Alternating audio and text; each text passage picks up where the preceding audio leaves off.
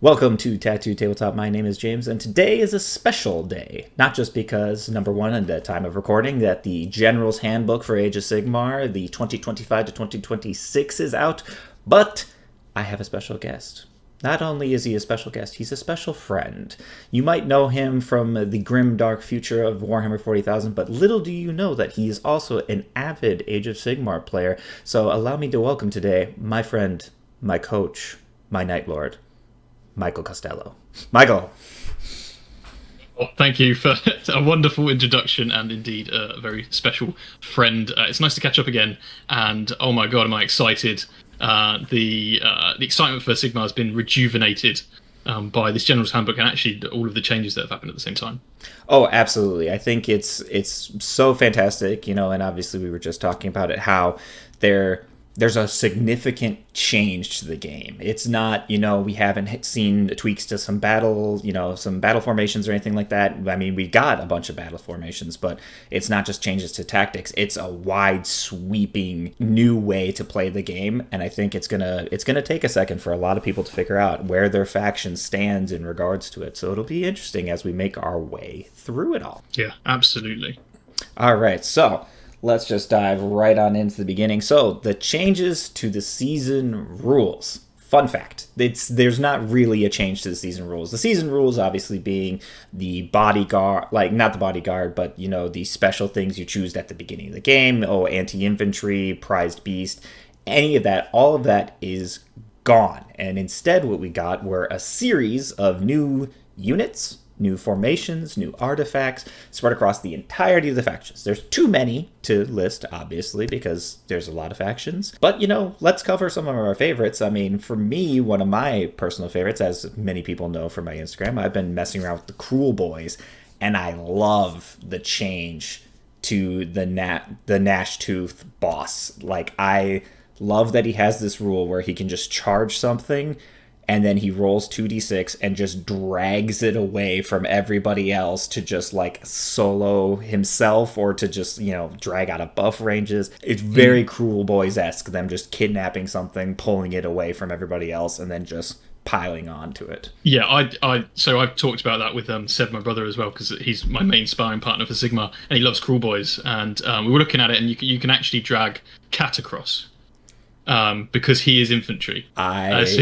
I did not piece that together, and that is awesome. Him on his giant, it's like a Gnash Tooth literally just biting the platform he's standing on, just dragging it like it's on wheels, like he's getting pushed around. It's a Roomba. Exactly. Cat across his Roomba. He's just like, forward, my legion. Where am I going? Why am I going backwards? It's just dragging it behind him. That is awesome. So that's a personal favorite, and I gotta say, too, one of my favorite glow-ups also has to be Iridan the Witness, because I think it was one of those moments where when the book came out, obviously I came and visited Vanguard Tactics, when that book had come out, and people have always had the fun, famous saying of oh, GW, when they release something new, they make the rules super broken for something so they can sell. And then we saw the stat lines for Iridan, and it was very kind of lackluster, very hard to make him work. So it's fantastic to see him now as he probably should have been when the Battle Tome came out. He hits like a truck. His rules are incredible. The fact that he can just kind of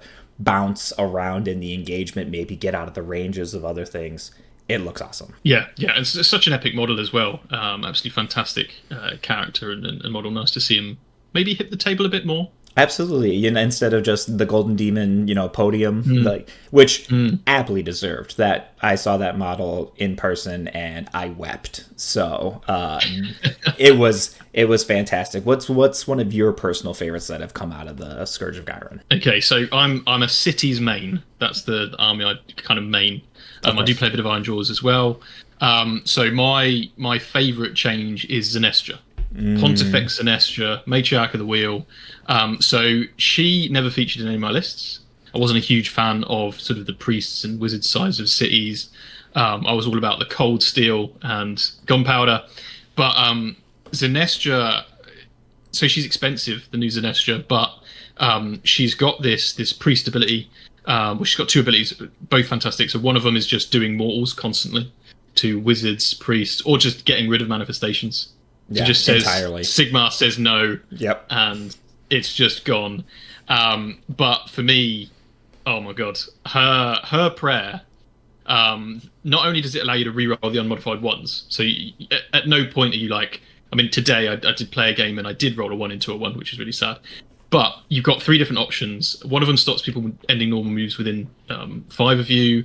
One of them is like mortals if you die, but salvation, the last one, is disgusting. But it's so cool. So you basically pick 3 cities, human units, anywhere on the board, and you bring them to Zenestra. And you set them up wholly within 12 of her. And the only limitation is that you can't charge with them, and you can't be in combat. You can be closer than 9.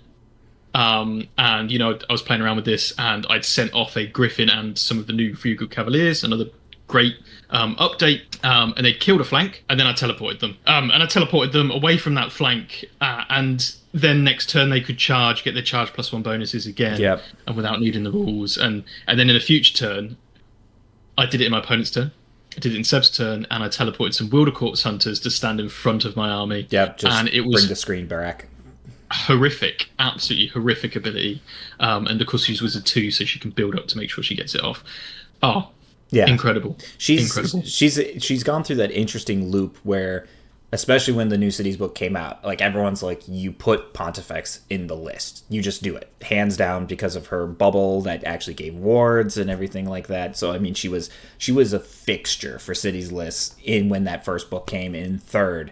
And then to just come into 4th, and everyone's like, okay, she's calmed down a little bit. And now, with the Scourge update, she's back in full force, especially just being able to pop back that screen or what have you. I mean, looking at the battle tactics in the future, I mean, hint and preview, you could do something like Scouting Party, where you can just send it off, and then if you need it back, just prayer, come back, done. Easy peasy. So there's a huge one. If your entire gun line gets tied up, your 3 cannons with your veteran cannon crews, you just teleport them and you can still shoot because you haven't retreated. Yep. And you don't, and not to mention, you also mentioned the Freeguild Cavaliers in that game. If you do the Scourge version, they're always +1 damage because they always count as charged, which is also because I think there's been plenty of Cities players who sent in their horses, they missed, and then they were just stuck, and you're just like, cool. And you just put them on the shelf. I didn't even use the Regal Cavaliers for like the most of the this edition, just because after the first couple of goes, I was like, okay, so these are the elite of the cities, and they're hit on 4s. Yeah, I did not just spend an eternity painting every little trimmed nightly detail on here for this nonsense. This not absolute and utter nonsense. And so it's really cool to see them back on. And it's the big thing for me that I've told a lot of my community as well is the Scourge of Ghyran updates also really tell us Games Workshop is paying attention, clearly, because we saw a lot of units that were struggling, that weren't performing, that weren't showing up, and they've been glowed up. And I think a lot of people have universally agreed that the things that have been added have been fantastic additions. Especially we're getting new formations, we're getting new artifacts. I mean, we stuck with however many formations you had in just the list of 3 artifacts for forever now. And so to see that attention to detail for each faction and really kind of glow up the things that we're looking for. And not to mention, we'll just touch on this now while we're at it, points updates. Green as far... It makes sense that they're going to Ghyran because there's green all over that document of just things going down. Now, granted, some people have said some things only went down 10, 20 points, something like that. I still think every point reduction is still somewhat meaningful because it's letting you know that, okay, we're seeing that this isn't performing, something like that. And now, especially, the other pit that we'll touch on here, some things cost points now. Whether it be a terrain feature, if you want to take Morbid Conjuration, which has been the go-to for since the beginning, really, you now have to actually pay 20 points. And maybe on some level it makes you feel a little bit better because some units have always been priced kind of wonkily, where you had 1960 or 1970 points, and you're just like, I don't know. Well, now you're near 2000, you're just a little closer to 2000, and that's it. Yeah, absolutely fantastic. And the precedent set here by the Sigmar team, I really wish would be carried over to 40k. I'm not going to dwell on it too much, but long with balance, have we said that points is not the only answer. and actually bringing out new war scrolls, new rules for these units is immense. Even if it's just 2 this time round, I think it's an absolutely fantastic move. Yeah. And yeah, incredibly excited Especially for the love and support they're showing the game. Yeah, especially because they were targeted very well. It's only 1 or 2 changes, so it's not significant. And of course, at this point too, let's just say it, a lot of us are operating through our phones. Even when, we have the books, we have, I notoriously, as we can see behind me, have many, many armies, and there's so much more that way. But so I've always gotten the cards. Well, anytime something's changed, some people are like, I wasted money on the cards. It's like, or hear me out. On my inner circle companions, I just scribbled out the thing that doesn't apply anymore. Write the thing that does apply now. Ta-da! It's not as bad as I think some people have always made it out to be. But it is nice to see that we're seeing new versions of them. And it's even nice because you can still take the original version of that Scourge of Gyran unit. It's just, here's your Scourge of Gyran Killaboss on Gnashtooth, and here's your Killaboss on Gnashtooth. Dealer's choice. I look forward to personally throwing Slippery Scumbag on him so I can decide if he just wants to leave completely or if he wants to drag something away. He's just going to, just bounce in and out. It's going to be great. I really look forward to it. And obviously, you can only choose one of them. If you choose the Scourge of one, you can only do the Scourge one. If you choose the normal one, you can choose the other one. At least as far as the season rules, that's nice. It's compact. It's easy. We kind of know what we're getting into. So let's just go on and let's actually take a look at the book. So first of all, a moment of silence for no longer having the binding. RIP last edition, because I saw this and I admittedly, my heart sunk just a little. I love the binder, being able to just flip it completely open. Let it be known though, battle plans not in here. They are in the separate cards. So hold on, let me just get a little closer to the camera. Don't lose the cards. I'm sure your opponent has them. Just don't lose them. Put them in the special pocket where nothing leaves your bag. That's just Tattoo Tabletop letting you know. Okay, there we go. I think they got the point. Just letting them know how it goes. So, right off the bat, when we're looking at the battle plans, as we're about to, we'll dive into the battle tactics here, but also just a very important note, as many people know when picking up their General's Handbook, they have 6 objective markers in there. 6 new objective markers. Pretty solid quality. Specifically, you have 2 pairs. So you have 2 Oakenbrow, 2 Gnarlroot, 1 Winterleaf, and 1 Heartwood, which, if those words mean nothing to you, it makes sense. You'll probably know them as the purple one, the green one, and whatever else. That's probably what someone's going to do. We all know that you're going to be playing the game at some point. You're going to be like, I'm going to go take the green one, that one over there. No one's gonna be like, oh yes, of course, the Heartwood. Why wouldn't you? No, it's not happening. Let's be honest. How many things have we already mispronounced in 40K? The fact that Games Workshop had to make a here's how you pronounce it. We're gonna mispronounce it anyway, so we might as well just use the color. It works. So, and it's really exciting actually that just the physical objectives themselves. Because initially I was kind of I was a little negative because depending on the content creator you are, or if you go to maybe a Warhammer endorsed special event, you can get access to neoprene mats with a 40mm in the middle, and they're not going to be as useful as the ones that come with this pack. And that is a little bit sad. But at the same time, this is actually the first time that the general public can buy en masse these objective markers. Yes. It's the first time that kids who are playing in your local can actually access these objective markers with the control range. So when you look at it that way, now the majority of players playing this game, or even 40k if they play both games, have a marker or objective that they can use, and I think that's a fantastic thing. Absolutely. I mean, because you were usually getting your objectives through special release edition launch boxes or something like that. Maybe you'd have a coin in there, which I think most people collect the coins and use as command points more than anything else. They're very rarely ever used as objective markers. I think even in the 40k sphere, I can only think of 1 or 2 content creators that just use the coin, and it drives me nuts because they're just like, yes, I have this many on there. I'm like, prove it. Prove it. Get the measure. Let's see. But it's nice that, so yeah, when you buy the General's Handbook, obviously it doesn't come in this where it's just the book. It has a small box with it that has the objective markers, it has your reference cards, it has your manifestation cards, all of that in there. So that is kind of nice, like you kind of said, where you can just pick it up and everything you need is in that box. Obviously, terrain and everything's separate, but I think we have more than enough friendly local game stores that have terrain around that you can roughly proxy for what you need. Mm-hmm. So that is a massive plus. But let's go ahead and let's hop on to the battle tactics cards, because these are going to be very, very interesting, and we'll just kind of go through one at a time here. So, for those who don't know, battle tactics have changed. You no longer declare them at the beginning of your turn. Instead, they are now built into your list. So, you are choosing them ahead of time, which I think does have some pros and some cons. I think the biggest pro being, how many times have we gotten to the movement phase and realized we've never picked a battle tactic?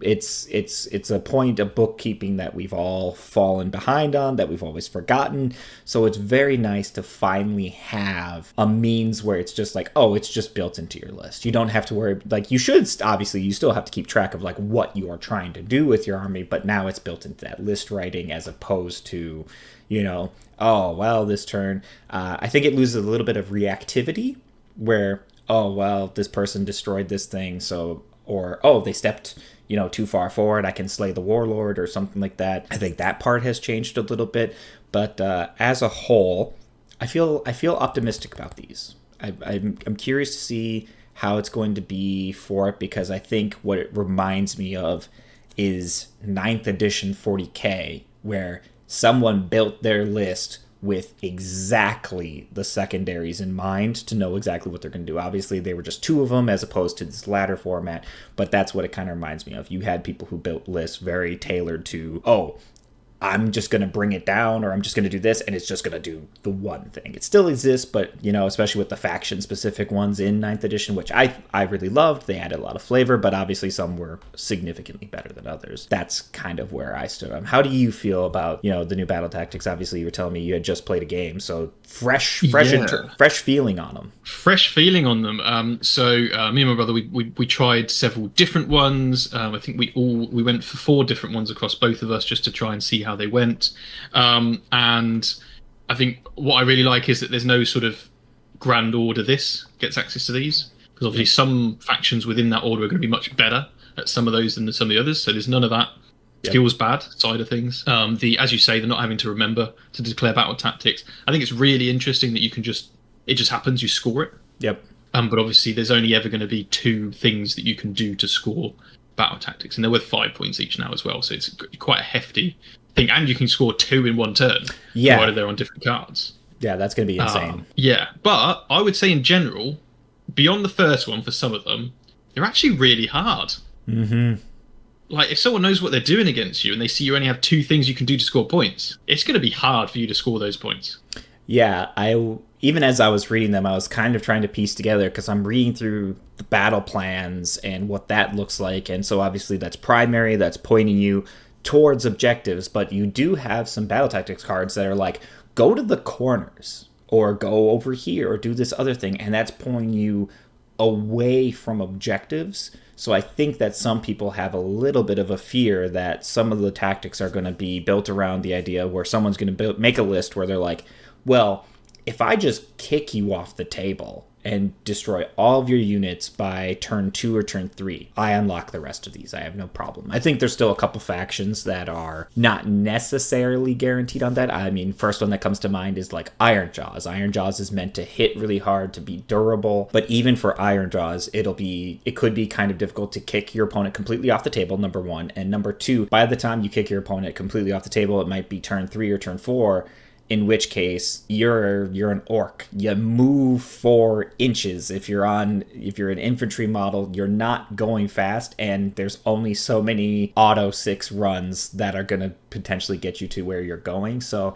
I think there's still some give and some take there. I think some standouts right off the bat are like Idnet Deepkin. They're incredibly mobile. Their movement speed is just off the charts. They're going to have probably a better time with a lot of the battle tactics, because if they want to go somewhere, they can go somewhere. You really have to pin them down in order to actually stop them from doing what they want to do. Yeah, absolutely. And I've also found the maneuverability of something like Skaven, playing against Seb Skaven. So over the game, both of us only scored a fray battle tactics. That's how brutal the game was. But the ability to do 3 claw steps ahead, he was running Critox, so he was able to do it twice as well. And then he was running the new formation to try out, and that's 5 units that can move in your opponent's turn. And that is a lot. That is a lot. And then obviously you got the gnaw holes and the ability for the Gracie Screaming Bell to also be a gnaw hole, and Skittle Leap, and it's just so much movement. And I think actually once he's refined which battle tactics he wants to go down, Skaven for anybody I think could be really, really interesting. Oh, absolutely. I think there's quite a few factions that are definitely looking at certain battle tactics where they're just like, those are going to be our battle tactics for sure. And we only have 6, so nothing too crazy, not too much bookkeeping. The hardest part, I think, is going to be obviously remembering that you accomplished something, making sure that at the end of the turn you're checking the boxes and stuff like that. But let's go ahead. We'll make our way down. So we'll just start with battle tactic number 1, master the paths. So we'll just go through these, then we'll just discuss at the end what all that implies. So the first one, cut off the head, the affray. So just for clarification for everybody, it's not a 1, 2, 3. It's a affray, strike, domination. You can also just call it 1, 2, 3. But if you're looking at a scorecard, you'll see A, S, D. First one, you complete this battle tactic if at the end of your turn an enemy hero has been destroyed. 5 points. Makes sense. Very direct, very straightforward. You do want to be killing your opponent's heroes. They're the ones offering the buffs, or they're just scary themselves. So it makes sense. The strike, seize the paths. You complete this battle tactic at the end of your turn if there are more friendly units in neutral territory than enemy units. If there's no neutral territory in the battle plan you are playing, you complete this tactic at the end of your turn if there are no enemy units within friendly territory. This one's going to be interesting because it's going to be very battle plan dependent, right? It's gonna, if you have neutral territory, you're going to have to make sure you can step out enough units. And one thing that's already kind of standing out to me right now, and I'm not sure if it's standing out to you directly, I could see us returning to more MSU units in Sigmar for sure. And the points went down. And the points went down. So everything's cheaper. Yeah, 100%. I think I played Cities, I had a lot of units. So played Skaven, he had a lot of units. And I think that is going to be the way forward. It is, which is going to be very interesting because we're very used to just automatically hitting the reinforce button to make something bigger, beefier, stronger. I think that's still going to be the case for certain things. Something that comes to mind, Croxagore. Croxagore I don't see as a very efficient piece in a 3 unit. Same thing, but then you have units that are kind of similar, like the Agrodons. That's going to be just fine in a 3-person unit because it can still run really fast as opposed to the Croxagore. So this one could be interesting, very battle plan dependent. But then the final one, domination, envelop, and strangle. You complete this battle tactic at the end of your turn if at least 3 different friendly units are each wholly within 9 inches of a different corner of the battlefield, and only one of those corners is wholly within friendly territory. No more than one of those can have been set up this turn. So stop being teleporting armies like Deepkin, like Skaven. So you can't have it set up that turn. Obviously, I think there's going to be some more planning on that front where maybe turn 4, you're teleporting a unit into a corner and you're essentially letting your opponent know, if you want to try and stop this tactic, you can go and chase that thing, or you can try and come and get me on whatever primary. So it could be interesting. What's your initial take on Master the Paths? So this is one I tried. So this is one of the 2 that I picked because I kind of saw the hero thing is an issue. Because as soon as your opponent knows that you've got this, they're going to know that they don't want to give you an early hero kill. Because if they can deny you that, that's half of your ways of scoring. Gone. So that one I did score in the second battle round. Seize the Paths, I wasn't able to score. I was playing Skaven and they just jumped behind my lines with a door hole. And I kind of let them because I had to deal with the other stuff in front of me. So there's going to be armies, like you say, Idneth, Skaven, any of those ones that can teleport around, that will just be able to stop you scoring this. And it's really, really difficult. And then the last one, I do like that one of the units can teleport. That's nice. You can set one unit up. That really, really helps. But again, that's a really difficult one, and it's so different to the strike. Yep. You've got to keep your opponent out of your zone, and then next turn, or at some point in the future, you've got to be completely out there and in different corners of the table. So they definitely get harder. They definitely get harder. They do, and it's interesting too, because I've noticed a pattern reading through all of them where there's a lot of hit now, back up, and then go back in again. It's a very ebb and flow kind of feel to it, which some armies, that's how they're built. That is their main bread and butter. But I mean, you look at Iron Jaws. Iron Jaws want to just hit you and stay there. So it's gonna be interesting to see how each faction deals with these battle tactics. I think that there's always going to be okay, here's the pick for now, and then people will start picking the other tactics because it kind of a disruptive mentality of like, oh, well, if people are going for this, well, then I'm just going to choose this, right? So it's quite interesting that you could pick them based on what everybody else is picking. Like, it's a meta thing in of its own, in addition to your unit choices. Because you're going to see it in the list building, right? So I mean, we talk about, especially memory comes to me of like LVL. When your pairings come up, what's the very first thing you do? You don't just look for the table number. You immediately, all right, what is my opponent playing? What army am I up against? What do they have in the list? And you start piecing that together. Well, now I think that's going to be even more applicable in Age of Sigmar, because now you're not just looking at what units they have. You're looking at, okay, what battle tactics do they have? What are the things they're trying to achieve? Which you're going to try and bring that mentality into that game of being like, okay, well, they're going to be gunning for this, and this is what I need to do. So there's still a good amount of, mental back and forth, mental jousting, as it were. Mental jousting. Mental jousting, which is two stares back and forth, just like, take that. And this is the one. This is, I think, the one that's the most impactful on list building in a way. Is that if you know someone's taken this, and you see it in their list, you're like, okay, well, what heroes do I have that I don't want to give up early? Yep. Which heroes do I usually commit to the fray? Is there something I throw out to score something? And do I now take that out of my list because this is a prevalent battle tactic card people will take? Yep, and you're going to be very conscious of which of your heroes are susceptible to going down right away. I mean, you think of things like Archaon or something like that, something that's bigger and beefier. You're maybe not as concerned, so you maybe feel a little bit comfortable moving it forward. But again, you have things, at least in my repertoire, I have Cruel Boys, I have Monster Killer Bows. That's rend 3 damage flat 6. If I get my eye on a monster and it's in range, those bows are pointed directly towards that thing. So even for some of those larger mounted heroes, I mean, if you're going into something like Cruel Boys, they're going to pluck you out. Lumineth, they have, I know their nickname is like the Foxes, the guys who fly up on the giant. They can just mobily pop out anywhere, look at a hero, bowstring back, drop. So it's gonna be tricky. It's gonna be interesting, but I really look forward to seeing how that shapes out in that regard, for that, especially for that battle tactic. See who's gonna be taking it. All right, so that's Master the Paths. On to the next one. I just flipped this over thinking that this was double-sided. It's not. Instead, it's got the coolest old man you've ever seen in your life. You can't tell me this isn't a Game of Thrones character who survived like the Targaryens or something. Like, this dude's strapped. Props on this, GW, whoever drew this. 10 out of 10. If you'd like to take this one, Restless Energy, what do we got? So the Affray one is Water with Blood. You complete this battle tactic at the end of your turn if you control an objective that was controlled by your opponent at the start of the turn. So take something off your opponent. Very, very straightforward. You want to be doing this anyway, so that's a big thumbs up, I think. Could be difficult turn 1 if you go first. Could be. But not bad, not bad. Then we've got the Strike, which is Invasive Species. So you complete this battle tactic at the end of your turn if you control every objective within enemy territory. Okay, that's an ask. That's an ask. If there are no objectives within enemy territory, you complete this battle tactic at the end of your turn if you control every objective that was controlled by your opponent at the start of the turn.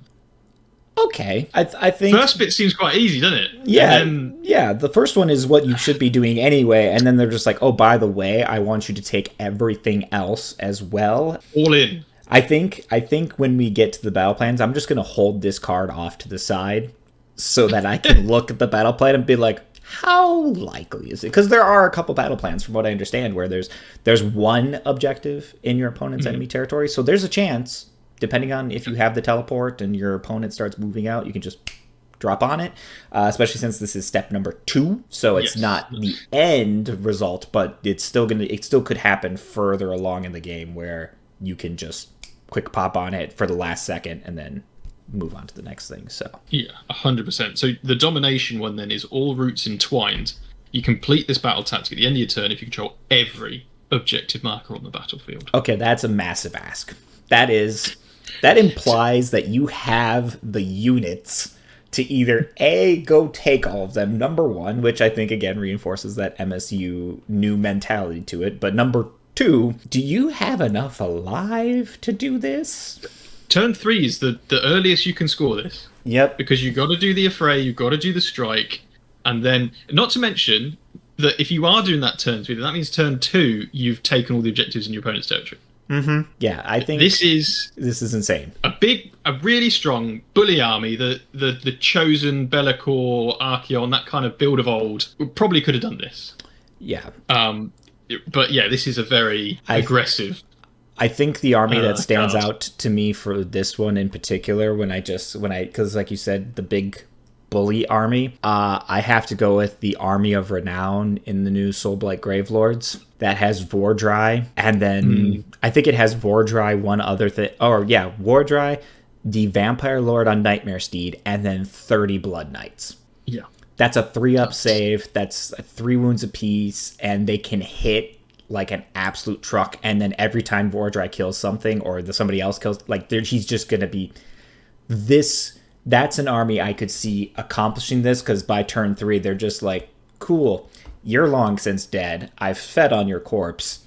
Now I'm just going to gallop my way to all the other objectives. No problem. Yeah. But that being said, if your vampires get absolutely nuked, good luck. Yeah, you're done. Yeah. So you get the first one and that's it. Yeah. But, overall, it's doable. Yeah, it's probably one I'd steer away from. Yeah, it's doable, but depending on what you're playing, you're either going to be like, cool, my plan is to kill my entire opponent and do this card, or it's, I'm not going for it at all. That one lures you in because you read the first one and you're like, take an objective, super easy, and then it's like, oh, take all the rest of them too, and then it's like, oh, okay, game, let me just dip into my 4,000 points of something just to make sure I cover all this. I would love to see these battle tactics in like a 4,000 point game of Age of Sigmar, just to see how that goes. It would be really funny. All right, so that's Restless Energy. Any other thoughts on that one? No, I think it's definitely one of the hard ones, I think, overall to definitely commit to.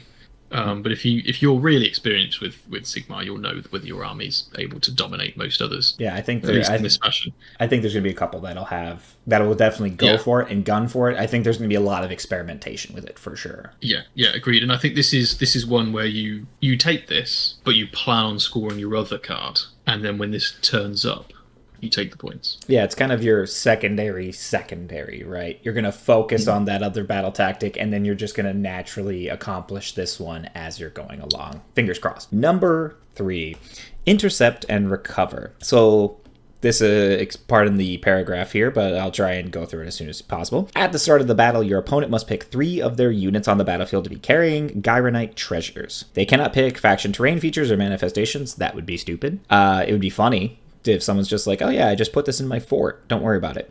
If your opponent has fewer than 3 units on the battlefield, you automatically complete a number of these battle tactics, starting with the domination battle tactic, followed by the strike fray, etc. If you went second in the previous battle round and choose to go first in the current battle round, your opponent can remove 1 Gyronite treasure from their units at the start of the battle round. That's huge. That means no double turns. That is massive, that if you are in a dire strait and you feel you need to double turn them, you might be screwing yourself over. You are sacrificing a tactic for sure to double turn your opponent. This one, it can obviously be abridged very easily. The affray, kill 1 with the treasure, kill 2 with the treasure, kill 3 with the treasure. So it's a very direct battle tactic card. I could see this being taken a lot just because it's essentially a game long marked for death, right?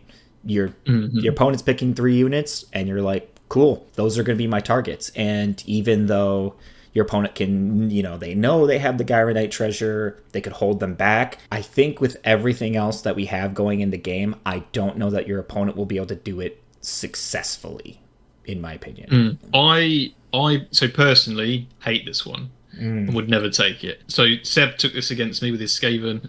I chose Zenestra and 2 cannons. He didn't score it once. So the issue I have with this is half of your battle tactics now revolve around whether your opponent has put a Gyronite treasure anywhere you can reach it.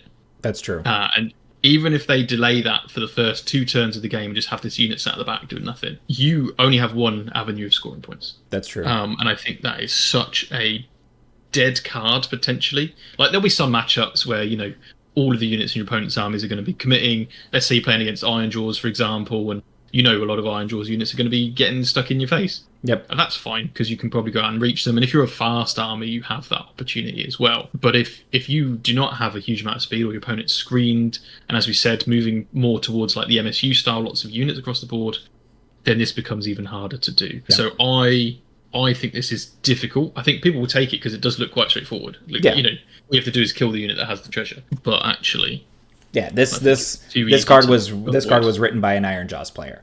I just will give me 3 things that I want to kill and put it directly in front. Again, kind of thinking through the lens of the factions, I could see things, and I could see Cruel Boys taking this because of one reason, 2 words: dirty trick. They have their dirty trick that allows them to move between terrain features. And it doesn't specify that you need to kill them in combat, not like how Slay the Tyrant used to work, where it had to be a combat attack. Now it's just, you just need to kill the thing with the treasure. Bolt Boys hurt. And if they stand still, they're on 2s and 3s. So there's I could see opportunities for something like Cruel Boys that can just poof to that unit that you thought you had tucked away. They point straight at it. They drop it, and if they lose them, they're like, I don't care, I got my 5 points. And then they'll send another Bolt Boy unit. The main downside being that could obviously be very swingy. That implies that you need a reinforced unit to guarantee that the job is done, because you can't do it with just a set of 3. You'd have to do hasty shot. There's kind of that mechanic and that mentality to it. For a lot of armies, this is not going to be an option. Cruel Boys have this option because they have dirty tricks, because they can just pop all over the place, and they have shooting units that can just look at something because it's outside of 9, but they got the range. They can just pop out, pop the shots, and then leave. Agreed.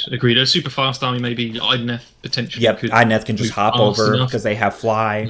They'll be able to. Yeah. What I think is really interesting, actually, is that this one and Master of the Path, the one where the first one is killing a hero. Yep. And both of these actually kind of encourage those units that allow you to ignore guarded hero. Being able to now, because your opponent can't now pick the infantry on foot that just get guarded hero. If you have this and you go into someone and you don't have a way to ignore guarded hero, and they happen to have 1 or 2 infantry just on foot, they're going to pick them because you're never going to be able to shoot them.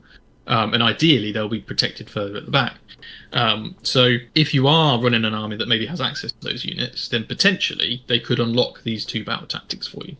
That's true. And I think that there is a certain level of screening that you can do there where you have your 1 hero unit in the middle within 3 of those units so that you get the guarded hero, so that you get the lookout sir, essentially.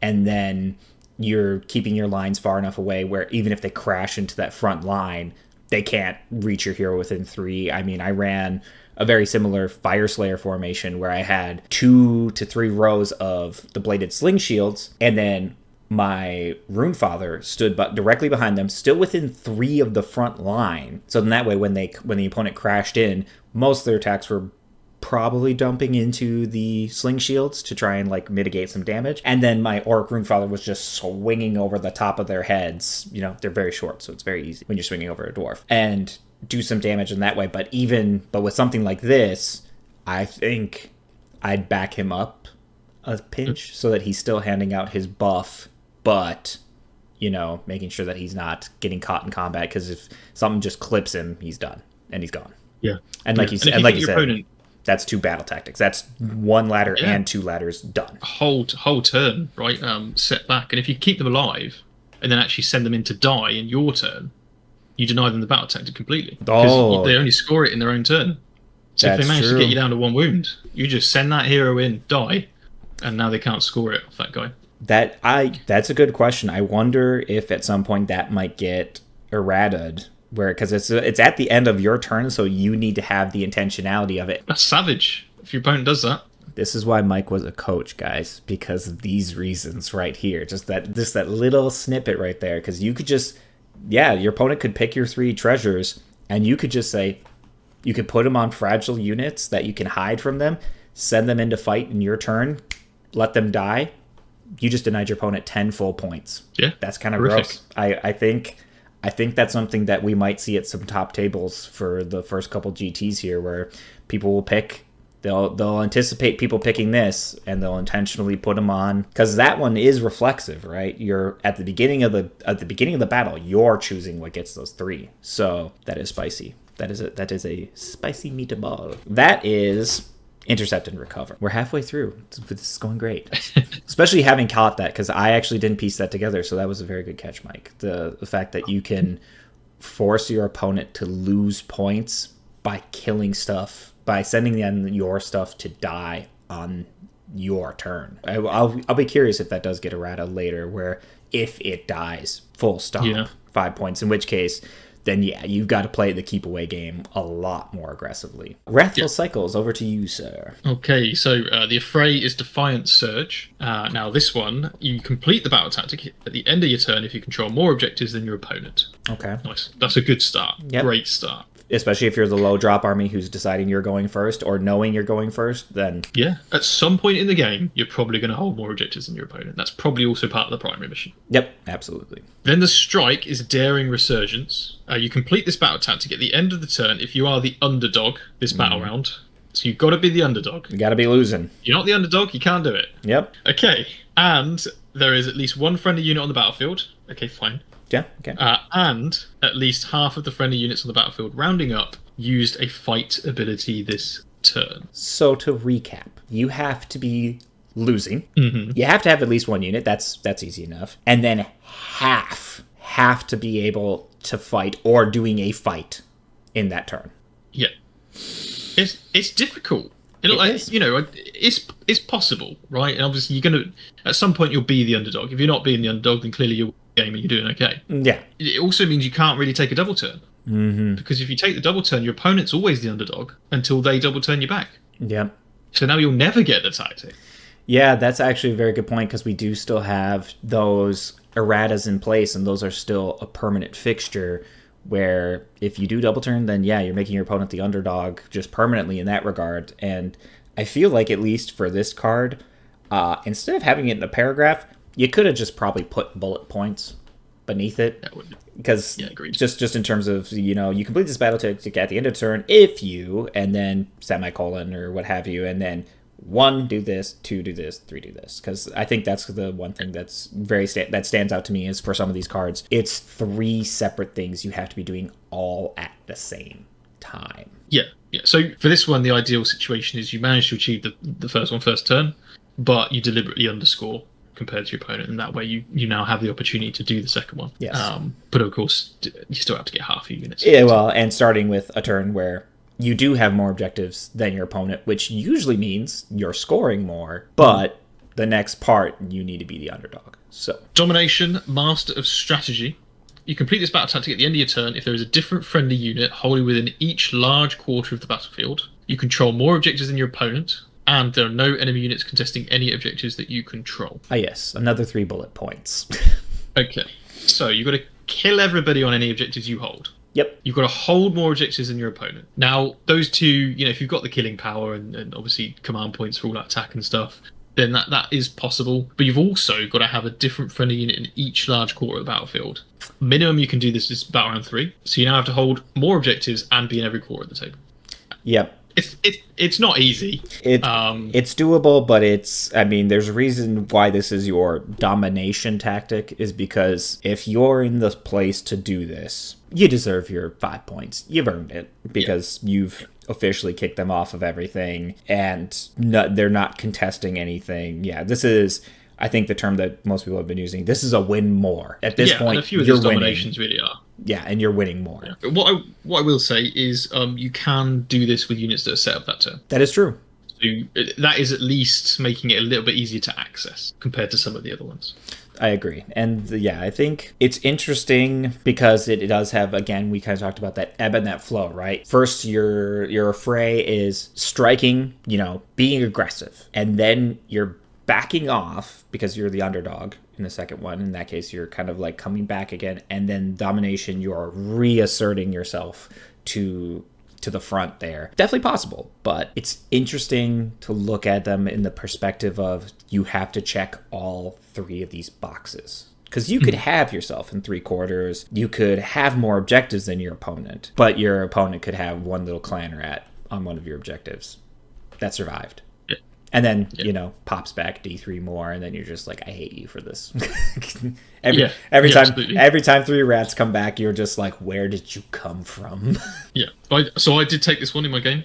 Okay. I scored the affray. I wasn't, fortunately for me, the underdog at any point in the game, and I won the game. So, there you go. But there might at some point be a situation where you do overcommit, and you end up being able to do this daring resurgence, especially if there's a double turn done against you. I suspect it will turn up. Yeah, I think that's a good possibility. And not to mention, to your point, you won the game, so I wonder if this is, because we talked about it being a win more situation, I'd be curious then how this could play into the tournament scene in terms of pairings, right? Because you're usually looking at battle points.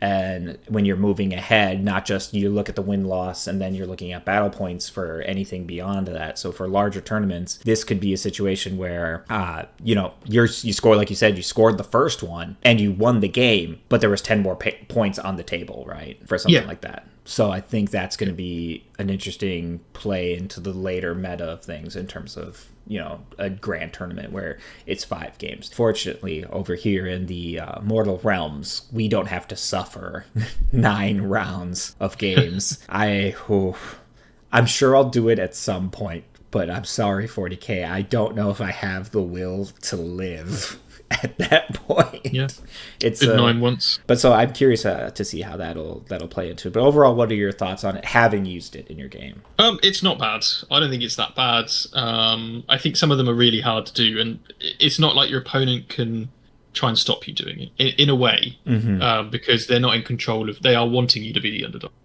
That's like something they're trying to do actively. Yep. So that you can kind of expect at some point to be the underdog, or you're just going to win the game. That's true. And then the most difficult part is the half of your friendly units rounding up actually doing a fight.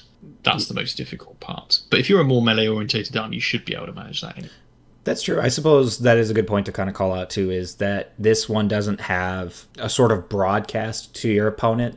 Your opponent will see this in your list and know that this is what you're going for, but it's not something that they can really actively disengage from. Because if they're actively disengaging from it, that means that they're either trying to just completely bully you off the table, number 1, or number 2, they're holding everything back, in which case they're not on the primary, they're not moving around the board, they're not completing their battle tactics, more than likely. So at that point, you're just winning anyway. Yeah. So, yeah, absolutely. Very interesting. Number 5, getting close. This is the one that they teased in the article when they first announced that this is how they were going to build. Scouting force. At the start of the battle, every friendly non-hero infantry and non-hero cavalry unit wholly within friendly territory becomes a scout unit. You cannot complete these battle tactics with the scout units that are in combat, so you obviously can't be in combat. Otherwise, you're a bad scout. You got caught. Just brings me to Lord of the Rings. It's a scout. Nope. Doesn't accomplish his battle tactics anymore. Bad war. That was a deep cut. Anyway, replacement units that replace scout units are also scout units. So for any armies that do have recursion or a way to bring back a unit, that's nice. But the affray raiding party, you complete this battle tactic at the end of your turn if there are 3 or more friendly scout units wholly outside friendly territory. I think doable. I mean, depending on what you're playing. Depends on the battle pack, because if it's a half and half board, you are really extending. Yeah, if you're in 2 corners, it should be a little bit easier, because there's 9 inches off of this corner here, but you can place over here and just toe into there. So, but I doubt you're bringing this as a Fire Slayers player. If you are, you're nuts. You are actually Grimnir looks at you and judges you for being nonsensical. But you can teleport with it. You can teleport. Important to note. That is true. It's not excluding setup units. So if you've got a lot of that kind of stuff going on, then that is also very true. So that is a plus. Yeah. I think that's something that's always going to have to be kept in mind too, is because there are so many factions that can, be set up, teleport. So that is a big part there. The strike one, Bold Explorers. You complete this battle tactic at the end of your turn if 3 or more objectives or terrain features that you control in any combination are being contested by friendly scout units. Those objectives and terrain features must be within enemy territory. I appreciate that this includes terrain, because if this was objectives, that would kind of defeat the purpose of your scouting unit, right? Because you don't want, if you're sitting on an objective, that means that you are drawing the eye and the attention of your opponent that's going to look at that unit and be like, I can't wait to kick that off of that. Yeah, absolutely. And again, can be set up. So there's usually that, take their land from the previous season. We've seen these terrain objective markers that we've gone for with a battle tactic with a unit that can teleport or arrive from reserve. And that is going to obviously massively help you here. And needless to say, if you are playing on some maps, it just says within enemy territory. It doesn't have to be wholly within. It could just be towing on to the enemy territory, and you can easily get this. If your opponent has obviously faction terrain, then that is another potential way of getting this, because you can easily just set up next to it and then charge it. But don't kill it, because if you kill it, you can't score. Yeah, that's you'll have to fight it, but you better be fighting it with something really weak, because if you just throw 10 brutes into it, it's I'm sorry, that building's not making it. It's going down. And then you're just and then I feel like at that point your brutes look back at your boss, and they're just I do good, boss. And then it's just no, you idiot, you destroyed the thing you were. He just smacks him up the head, just no good help. Quite interesting, actually. Sorry to interrupt. No, go for it. Skaven, because you can set up your gnaw holes in enemy territory, and that is a terrain feature. And Soul Blight, which you're obviously not going to fight, and you're going to set up next to it anyway, because you're going to jump through the warp or whatever. Yep. Yep. Interesting. And Soul Blight can set up their Cursed Sepulchres, and they have that heroic trait that allows you to actually put one in your, and especially if you lose one, you can bring one back with I believe it's the either hero trait or the artifact, where you just pop another Cursed Sepulchre back there, probably later, because obviously if it's too soon, your opponent's just going to turn around and just be no, screw your building, and then just kick it over. And it's a very easy building to kick over. It's funny, graves aren't built that sturdily. The Domination, Courageous Adventurers. You complete this battle tactic at the end of your turn if a friendly local, I'm sorry, I just spaced out. A friendly local game store. And that transitions to our friendly local. And here's your, it's just someone just in the Skaven's just hey, you want to buy a bombardier gun? No. In this case, my Skaven, they only do this little shoulder shake thing. Good lord. If a friendly scout unit that was not set up this turn is contesting a terrain feature that you control that is wholly within enemy territory and that is more than 6 from friendly territory. So, a good example, like you said, Skaven, just pop up a gnaw hole back there, and then you'll have to plan for it, because obviously it can't be set up this turn. But if you play it right, you could stage this on the back half of the game and just pop in, and then you've got it. It's your terrain feature. It's wholly in the enemy territory. It's more than 6 away from yours. This is hands down the easiest domination tactic. Absolutely. Of all 6. This is so easy compared to the other ones. All you have to do is have one unit. It's basically just take their land.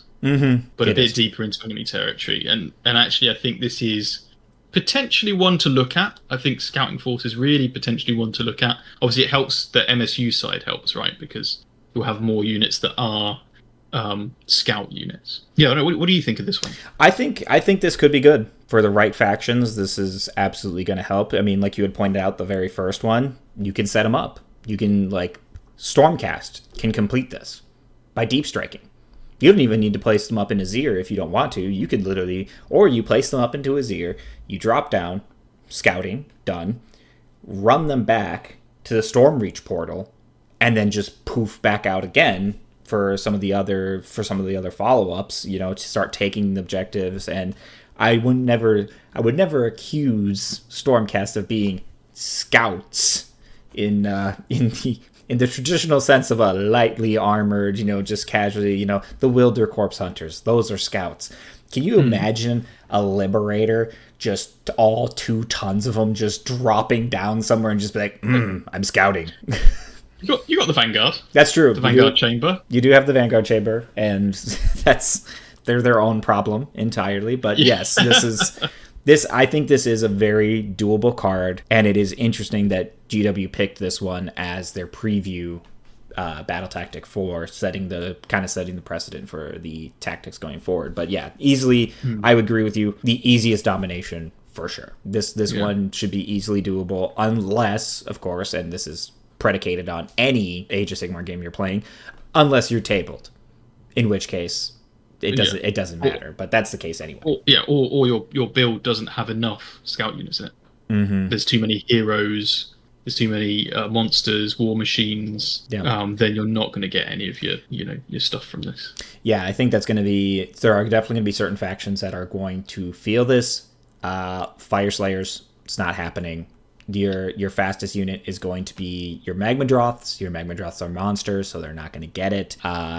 You could try, if you're spending the points to get multiple Rune Smiters into Deep Strike, you're already in a kind of a bit of a pickle, because you're going to be sitting there with multiple units hidden away off the side, and Fire Slayers are just wanting to run and get as fast as they can, and they can in certain turns. Their runes will help them get to places, but you can't be in combat, and that's not where Fire Slayers want to be. Grimnir left very specific instructions. Fight literally everything. So for something like that, for a faction like that, it's not going to be the case. But there are a ton of factions, like you had kind of mentioned, where they are going to have no problem doing this. And I feel like Scouting Force is probably going to show up a significant portion of games. Yeah, sure. I think so. I think so. All right. Last battle tactic. Attuned to Gairen. Lead us in, Mike. Lead us into the forest. So, Affray is Sacred Centrality. You might recognise this from last season. Yep. You complete this battle tactic at the end of your turn if there are at least 2 friendly units within 3 inches at the centre of the battlefield that are not in combat. Very important. Season centre. Yep, very important. Very important note on the last 3 words there. Not in combat. So this is you're going first, and you can get to the center objective, or the center of the board. So, and the issue with this, obviously, over Caesar Center previously, is that this is something you have to do early in the game. Otherwise, you're not going to unlock your scoring potential for the rest of the game. And obviously, if you know your opponent's got this, then you might want something in the center that maybe can run and charge, so that you can do a redeploy and charge, or maybe you can set up a building or manifestation in front of them. That kind of stuff. Now you know your opponent has to do it. It's one of their main ways to score points. Yep. Or, of course, if you do put your army in the middle of the table, it does give your opponent something to charge. That's true.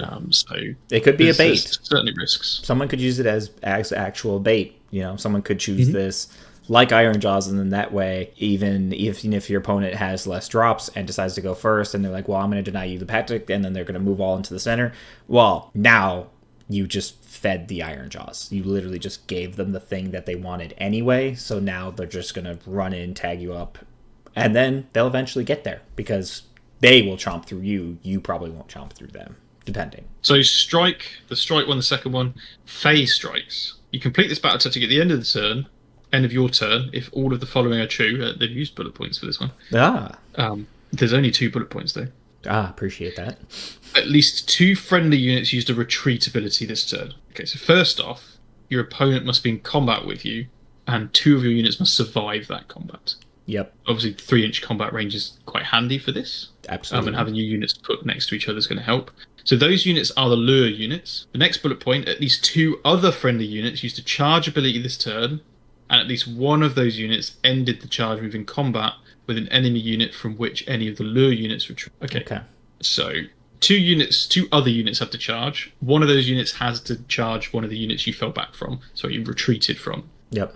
You don't have to kill anything. That's nice, at least. You just have to have made the charges, and you have to have actually retreated with 2 units. And I appreciate it's at least just one of the units has to charge one of the lure units that was in combat at the beginning, as opposed to if you had to do both of them, that would be probably too big of an ask to have 2 lures come out and 2 of the charges go into both lures. So I think this is very doable. I could see this working for certain factions, but again, your biggest thing being you have to be in combat at the beginning and you have to survive being in combat at the beginning. Yeah, so the issue I have is if I see my opponent's got this, so this actually is one that Seb took, and I just made sure any combat I went into, I killed everything that was there, or deliberately didn't pile into within the 3 of a different unit to afford the ability to score it. So I think it's okay. Yeah, it's okay. Obviously, again, it favors lots of units. You need 4 units to pull this off. 4 units minimum. Kind of in a similar area of the board. So it's not amazing. What I do think is interesting though is anybody that's got an ability to retreat outside of the movement phase. Yep, and be able to retreat without taking mortals. You know, I can see why Seb would take it as a Skaven player, because there are Skaven that can just slip on out of combat without taking the mortals. So you're not taking any damage. The hardest part being you're Skaven, you have to survive the combat that you're about to enter. Yeah, and I think what we're already seeing here is actually those durable armies are going to love it. You know, something like your Mortek Guard in the middle of the board that just scored you the first one. Your opponent charges, probably can't kill them. Now you can retreat with 2 units. They can charge with the orders you've got anyway, but you'll have 2 other units that can charge. And I think those are the kinds of armies, big bricks of really durable stacks, can score this one. Yeah, I mean, even for something like you had mentioned, the Ossiarch Bone Reapers, some people are already speculating how often we're going to see Mortek now with the Scourge update. I still think Mortek were solid. I mean, obviously there were things that were bigger, but I think I could see Bone Reapers leaning into that, having no problem sending in Mortek, knowing that they're going to be okay, or sitting on an objective, because obviously if they don't charge or anything like that, then there's that element that will be a little bit easier for them to pull back, send something else in, and with their relentless discipline, they're going to have no problem with that. Yeah, a really good reinforced anvil-style unit that you can stack deep buffs on is going to help you score the first 2 of these. Third one, though, Domination, Purification Rites. You complete this battle tactic at the end of your turn if there are no enemy units within friendly territory and no enemy units within neutral territory. Okay, that's a win more. That's a win more if I ever saw one. Kind of hold the line and clear your opponent out of friendly territory. If there is neutral territory, this becomes a lot harder, probably. Yeah, probably. Difficult, but again, I don't think it's impossible if your army's kind of built into if we imagine Iron Jaws, for example, they stick 20 Ardboys on the middle with maybe one character. The rest of the army just focuses on killing everything that's in their territory. And they're probably okay.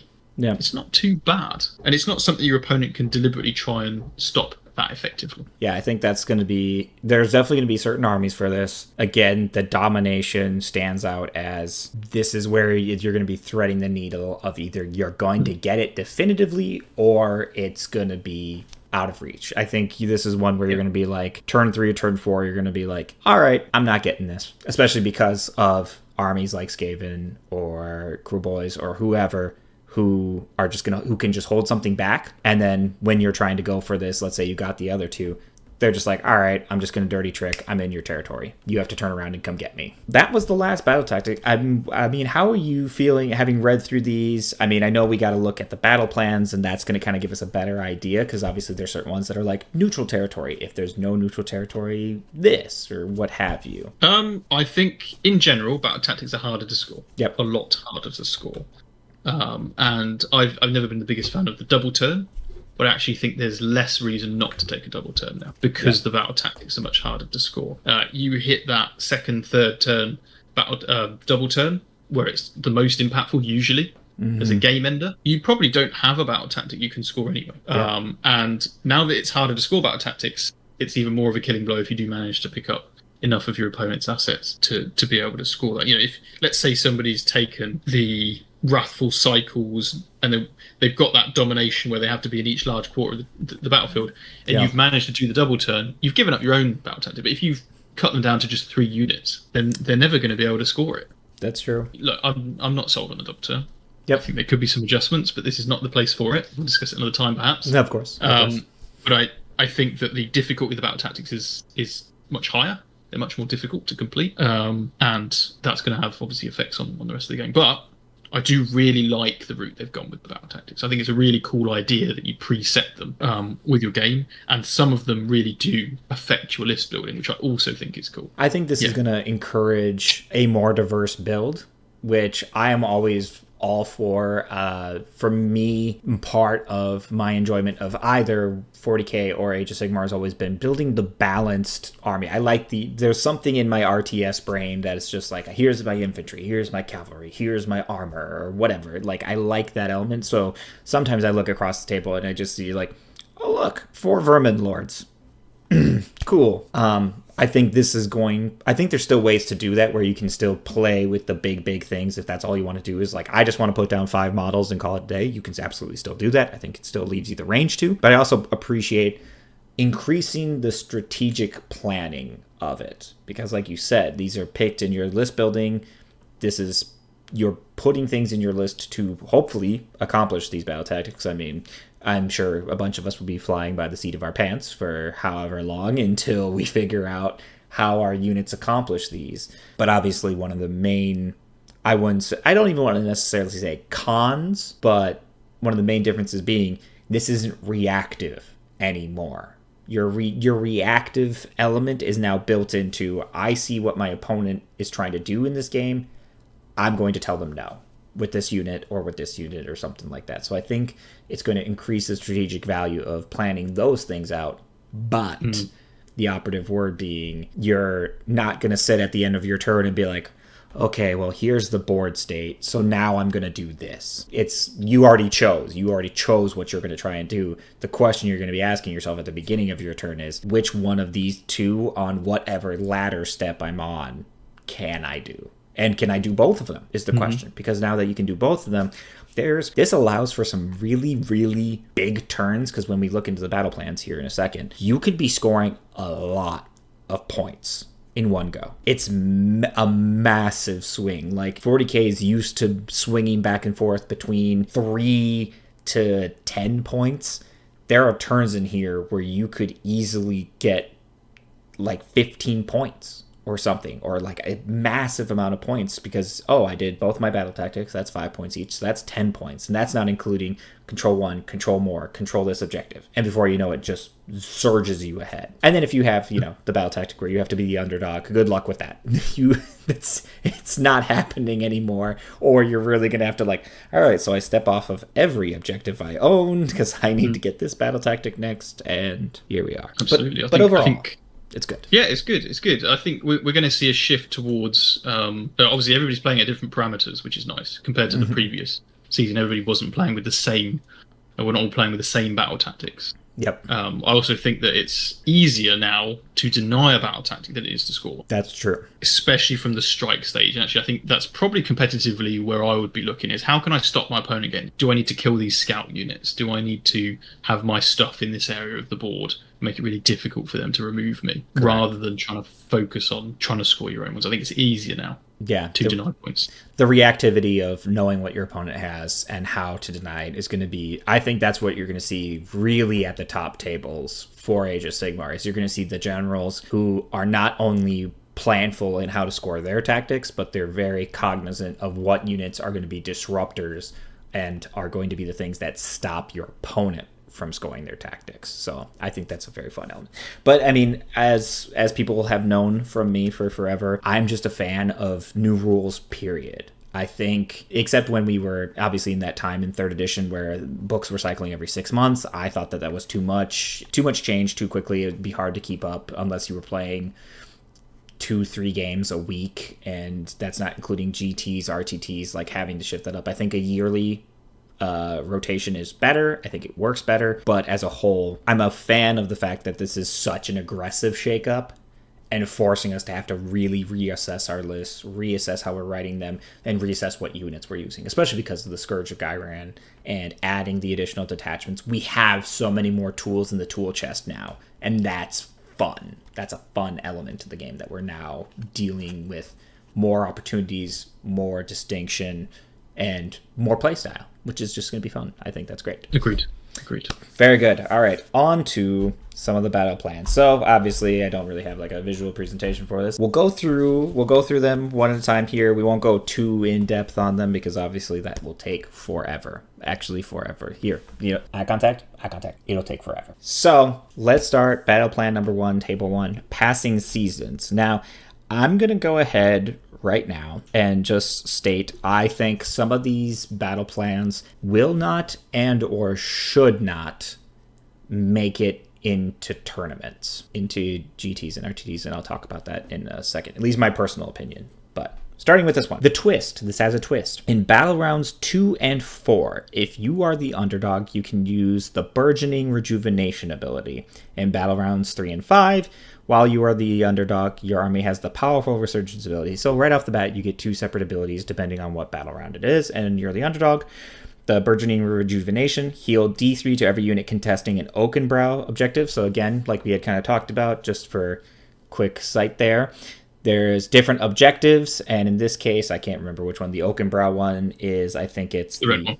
Yeah, it's the red one. Thank you. See? We're already using colors. So you heal D3 for every friendly unit, and then for the rest of the battle round, while a friendly unit is contesting a Gnarl Root objective, the green one, if it has a ward save, add 1 to ward rolls. That's insane. That's going to make some things really gross. And if it doesn't have a ward save, it gets a ward of a 6+. That's beefy. That's durable. That could be very interesting depending on the unit standing on there. And then of course the other one for the rounds 3 and 5, Powerful Resurgence, add 1 to wound rolls for combat attacks made by friendly units while they are contesting Gnarl Root. So it just affects Gnarl Root in that particular instance, but +1 to wound is great. For anybody who doesn't have access to +1 to wound, giving something +1 to wound, making it a 3 to a 2 is a lot larger than it sounds. Moving something from a 3 or from a 4 to a 3 is massive. I mean, it really increases your damage output, so that's really incredible. And the points as it scores, I didn't even realize this part. In battle rounds 1, 3, and 5, score 5 victory points for each Gnarl Root objective you control. So you have to be in the neutral zones in this case because the Gnarl Roots are here and here. And then in battle rounds 2 and 4, score 5 points for each Oakenbrow, which are in your territory and in your opponent's territory. With that, I feel like it's a little too complicated. I Oh, don't think it needs to be 2 different underdog abilities and then different. Like, it's cool. I like the idea. Yep. I like the idea of it. But I think in practice it's just going to be annoying. Yes. If this was a narrative game, if you're playing a narrative sort of event, I could see this being very fun, very thematic. This, right off the bat, is one of the ones I would not put this in a tournament pack. If I am a tournament organizer, I would not throw it in there. There's too many opportunities for feels bad in this because if you forget one of these, if you forget the healing or the +1 to ward, if you try and call over a judge on that, that's going to be impossible to backtrack. It is. It's just, there's too much. I don't really want to, win or lose a game based on happening to be the underdog during back round 2 and 4 on a specific objective, on a specific round, and getting +1 to that is a game changer. +1 to ward.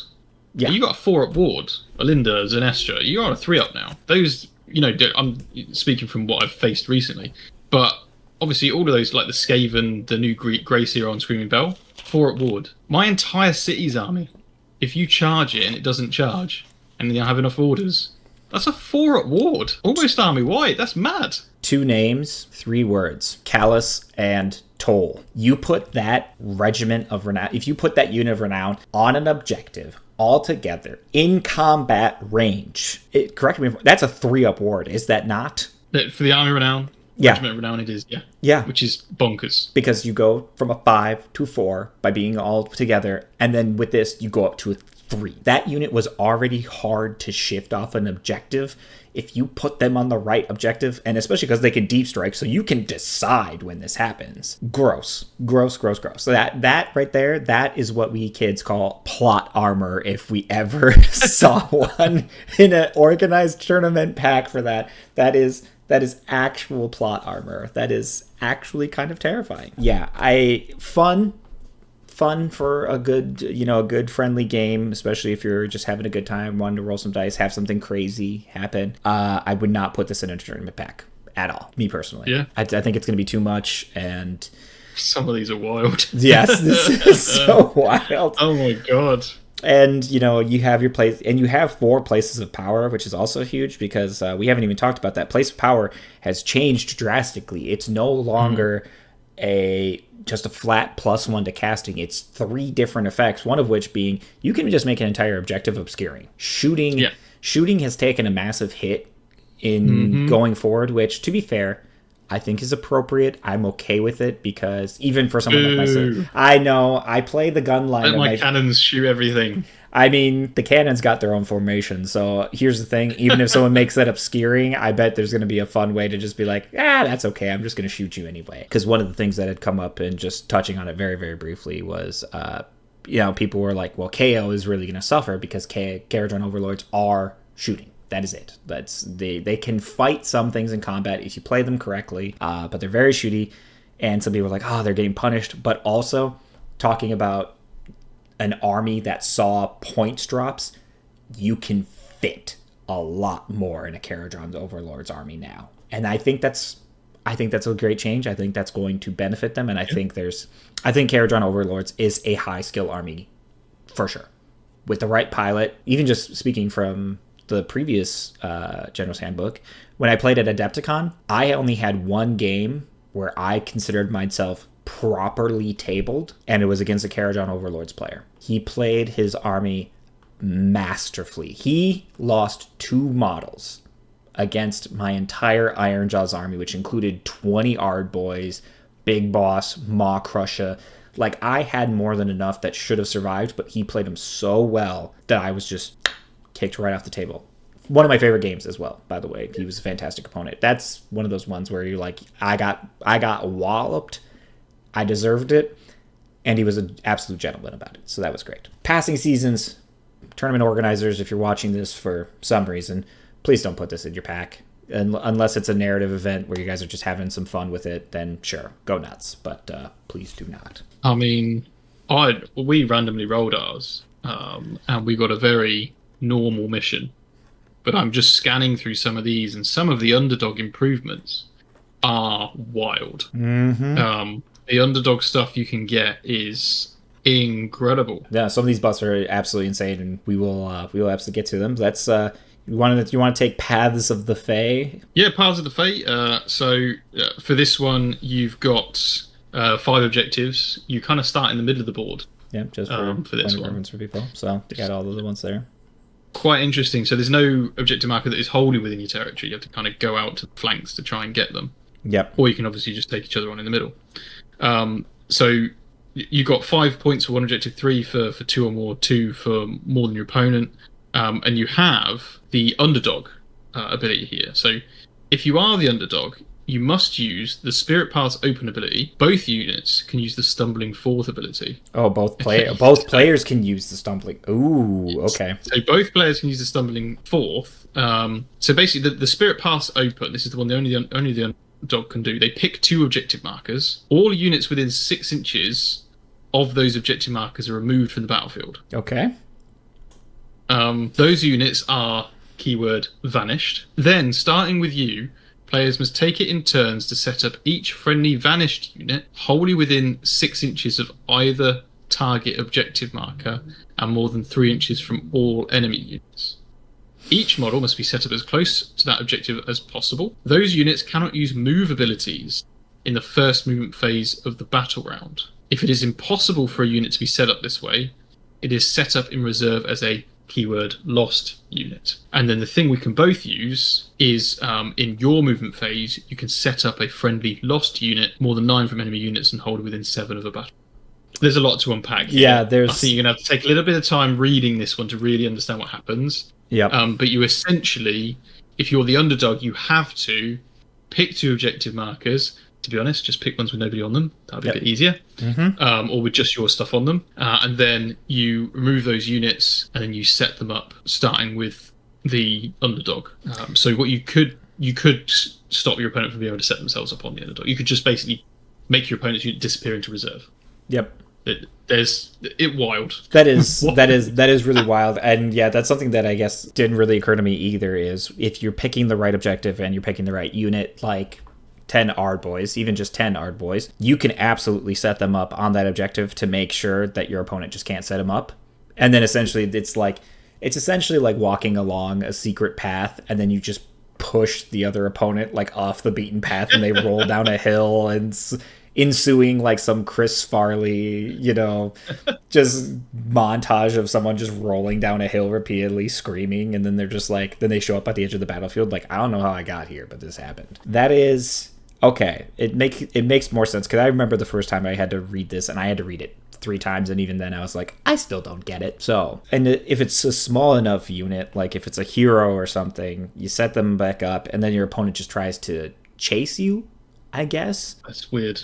But it's so weird, because you have to set up as close as possible to the objective marker. Yep, and wholly within 6, and outside of 3, outside of combat, which makes sense. It's very difficult for your opponent to set up their unit then as well. Yeah, because that's... So basically, if you're the underdog, you just get an objective marker and you shove one of your opponent's units into reserve. That's so strange. It is. It's again, very cool idea. And I actually appreciate that the first one and the second one are set up on the same card, because then I can just frisbee this across the room. No.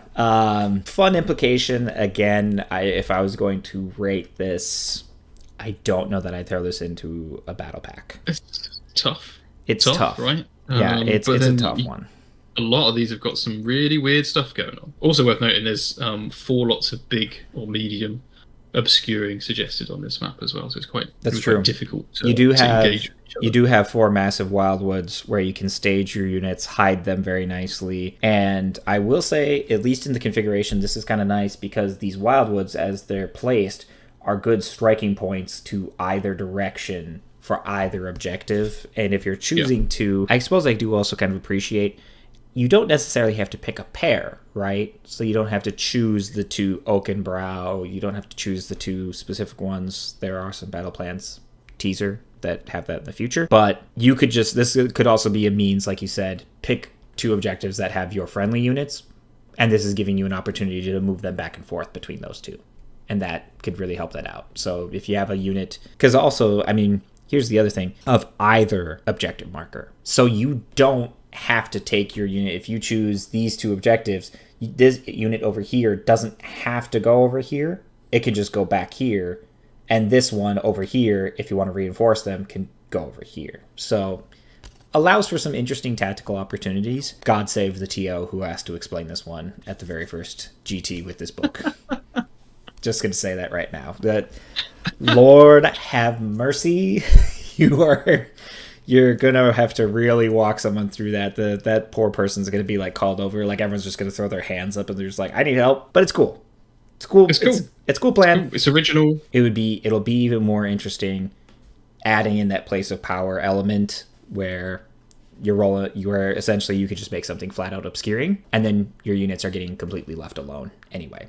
So is it worth covering the changes to the terrain rules? I suppose we should, because I feel there is one major change for those who haven't been paying attention. So one of the biggest ones is cover. Cover has been pretty aggressively reworked, and I think it's been reworked in the correct way. But I've always found the cover system in 40k significantly intrinsically better. It's just been easier because even though you're drawing model to model, there's a very clear delegation of, all right, I have 4 units in cover, I could take 4 saves in cover, and then after that, I'm out of cover, yada, yada, yada. Cover, as it reads, subtract 1 from hit rolls for attacks that target a unit that is behind or wholly on this terrain feature unless that unit charged or has the fly keyword. So now, as I'm reading it, I don't think even if you have a model out in the open, I think that still gets cover because the unit is technically behind it. At least that's how I'm reading it. I'd love to hear your interpretation of that as well. When a unit is targeted by an attack, if it is impossible to draw a straight line from the closest point on the attacking model's base to a model in the target unit that is in range without that line passing over to it, I don't think it's changed. Okay, so maybe it's changed. So maybe you can still. I know that. Obscuring definitely had a massive overhaul. Mm-hmm. Obscuring is like the big one. So maybe that's what you're thinking of. That's true. Yeah, that must be it. Because non-monster, non-fly, that's still the same. It is now within 1 inch of the terrain feature. Every model, specifically. So for larger reinforced units, if you have 10 models based on coherency, it's gonna be very hard for you to get the obscuring. But a good example are 3 units, 3 people units.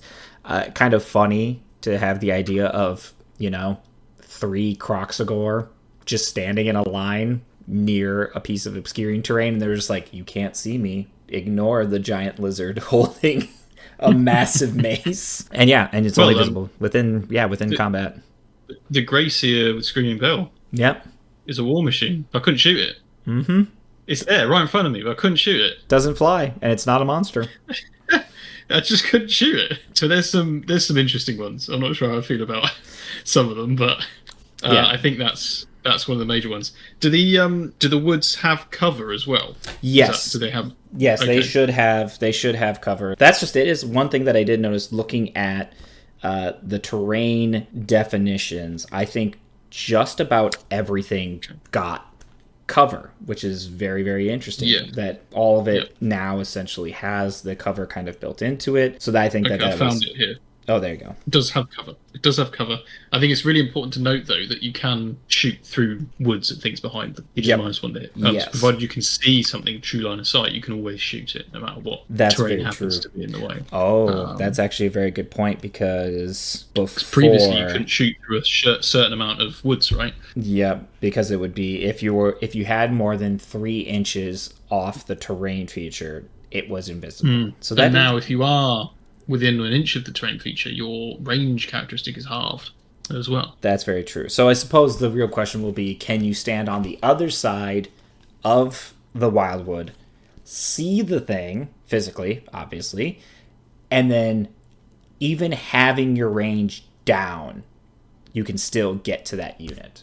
So that'll be an interesting bit. So I assume something like Free Guild Fusiliers have a large enough range where they can stand on one side of the wildwoods, even halved, take the -1, and still shoot something on the other side. Yeah, I mean, they're only 18, the standstill shots. That's 9 inches of range. Terrible. Yeah, it's gonna hurt. Jezzails, terrible. My cannons, 12-inch range if they happen to be tucking next to a wood.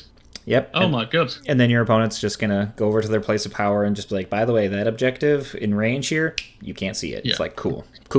Important note, it is just the 40 mil marker. It's not the whole radial mat. That is true. Because that would be incredibly difficult to shoot anything.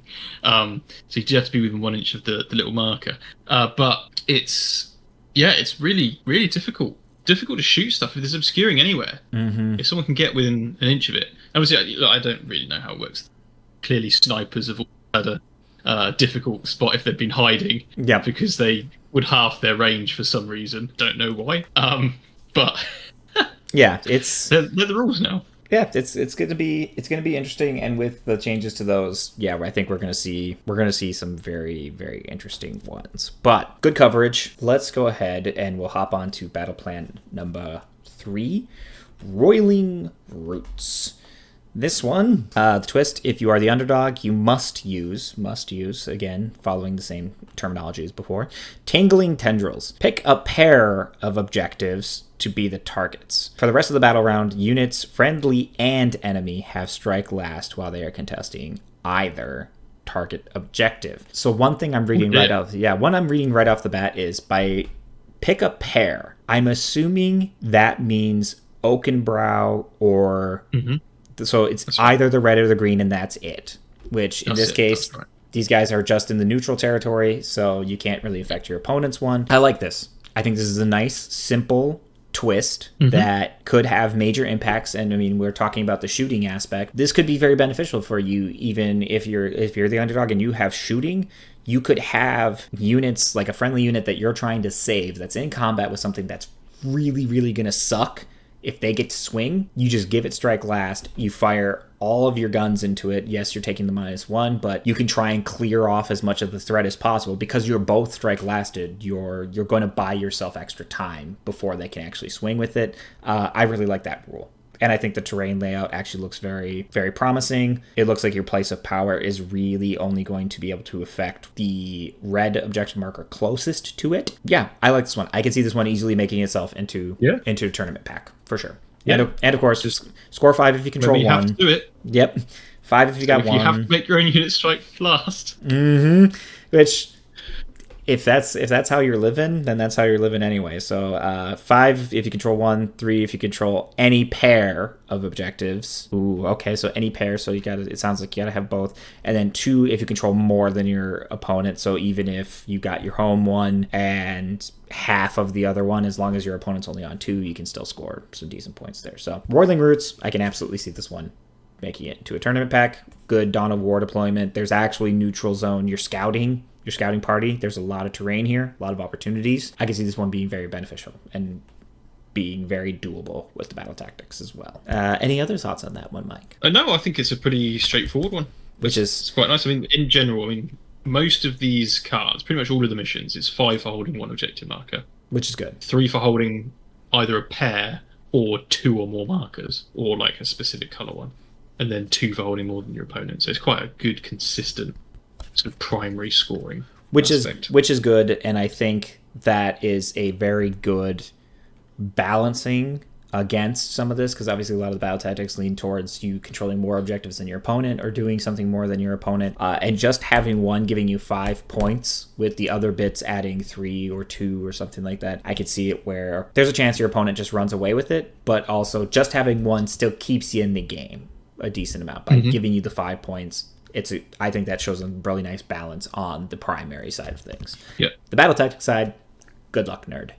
That's to future me as well. Battle plan number 4 on table number 1, cyclic shifts. What do we got, Mike? Okay, so this one you got a horizontal deployment. It's pretty much quite a similar setup actually to the previous one. Yeah, very, very close.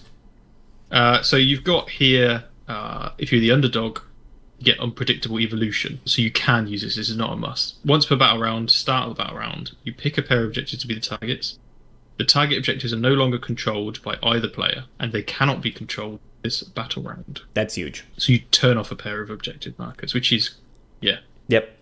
We saw something like this in the last GHB, where you just chose which one. Well, you didn't turn them off, but you determined which ones were active, which were the more points. Very similar, however, to note, before they were like this, but they had the other 2 right here. These ones are now aggressively shifted, where one's closer to your territory, one's closer to your enemy territory. I kind of like that balance. I think that makes it a little trickier, because then you could also decide to just turn off the 2 wide ones, and you'll accept, okay, I control mine nearest me, but I don't want my opponent to have this one over here. So again, 5, 3, 2, very straightforward. Again, I would say easily tournament pack worthy. Yeah, sure. I'd be happy to see that. Yeah, well, I don't think anyone would have any qualms. I think the only thing that some people might run into, and this is something that's come up in some conversations across different channels, accessibility of terrain for grand tournaments. Obviously, 40K has a very specific set of terrain. Age of Sigmar is more, as long as it meets the rough parameters, you know, good enough. We have seen an increase in terrain, at least from my kind of mental remembering from the last GHB to this one. There are a few where you're seeing more terrain, which I think is good, beneficial. In this case, you have 4 places of power, 2 of which are massive. They're medium-sized places of power, which means that they can probably, no matter what, you'll have a place of power to affect an objective nearby. Remember that time when I told you guys to not lose your cards? I'm shuffling my around. We're causing problems. Next one up. Surge of Slaughter. Surge of Slaughter. This one, no neutral territory. So talking about those battle plans, keep that in mind. If you are the underdog, you can use the Defense of the Realm ability. Can, not must. Once per battle round, pick a pair of objectives to be the targets for the rest of the battle round. Add 1 to the rend characteristics of friendly melee unit weapons while they are contesting either target objectives. I like it. Straightforward. Yeah. Very effective. It's good. Yeah, I mean, it's very good. There are also, let it be known, it doesn't keyword lock it, so there are big things that go bump in the night in Age of Sigmar, and I could see them sitting on one of these objectives if you're the underdog, and they will just delete whatever's standing on them. One that comes to mind, Ushuran. Giving Ushuran +1 to his rend just makes his beat stick and his claws that much scarier. Pretty good. Yeah, even -1 rend going up to -2 is massive, and it's a pair of objectives. So you're not just affecting one objective, you're affecting 2 objectives, and that can really shift that game there. Decent spread of terrain. The biggest thing being that this is our first battle plan where we do not have neutral territory. So for those battle tactics, when people keeping in mind with the battle tactics, what you're looking at, if you see this in a tournament pack and you're picking a battle tactic that has, if there's no neutral territory, just make sure you're factoring that into your list. What thoughts do you have on this one? Oh, well, this is the one we actually played. Oh, perfect. So just I thought it was a really good mission. Well, really that was designed. At this point, what's your feedback? It's a great mission. Fantastic. Definitely recommend. Yeah, very straightforward. Really good. Annoyingly, I did take one of the battle tactic cards that required the neutral territory. It became basically impossible because there was no neutral territory. Okay, that was actually suffering from that. Yeah, that was actually my follow-up. So you had that direct experience.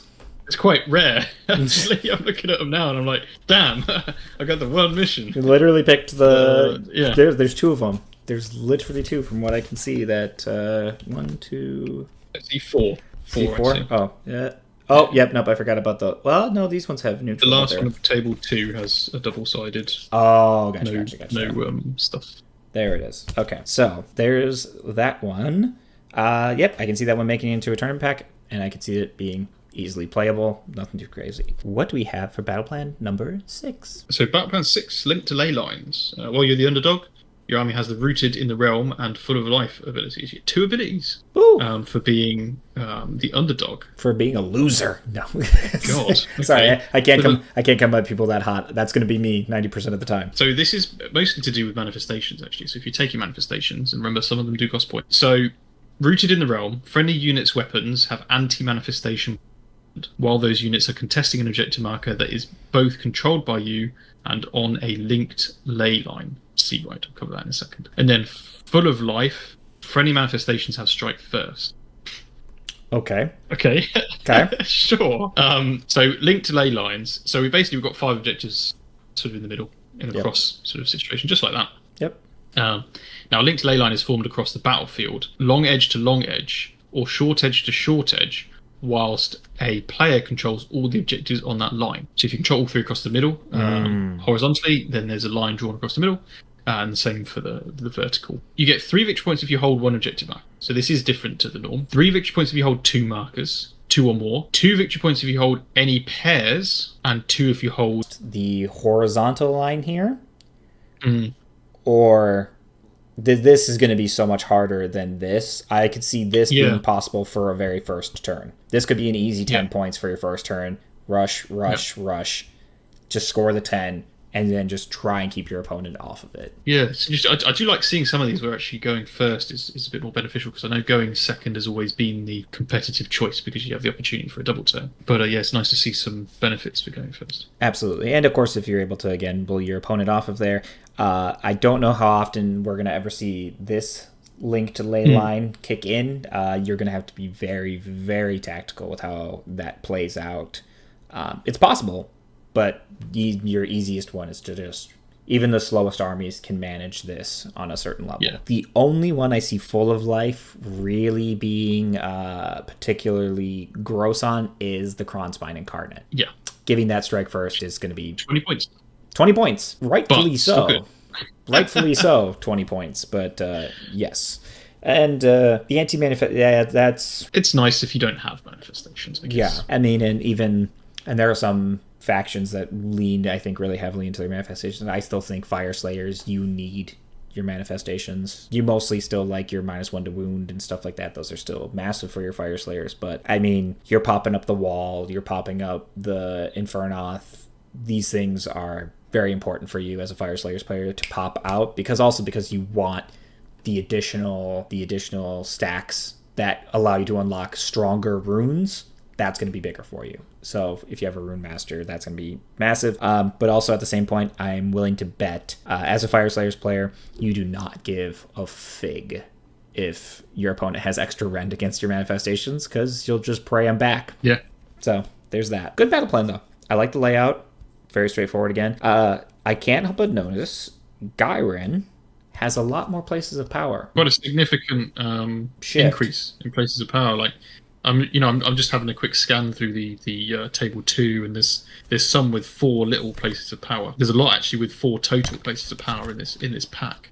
Yep, and they're getting bigger. There's a lot more medium places of power as well. So if you weren't interacting with places of power before, you're definitely going to want to be interacting with them now. Yeah, so I mean, it's quite clear there's going to be a lot more obscuring terrain. There is in this 2025-26 season. It's going to be very interesting to see how the shooting meta adapts, because there were certain things that were absolutely 100. I mean, we both play Cities of Sigmar, and bringing a gun line for Cities of Sigmar was still less viable than it probably should have been. I still think that there's still ways to make it work and to play it, and I think there's a lot for it. So teleport your cannons around with Zenestra. Just teleport your cannons around. It's NBD.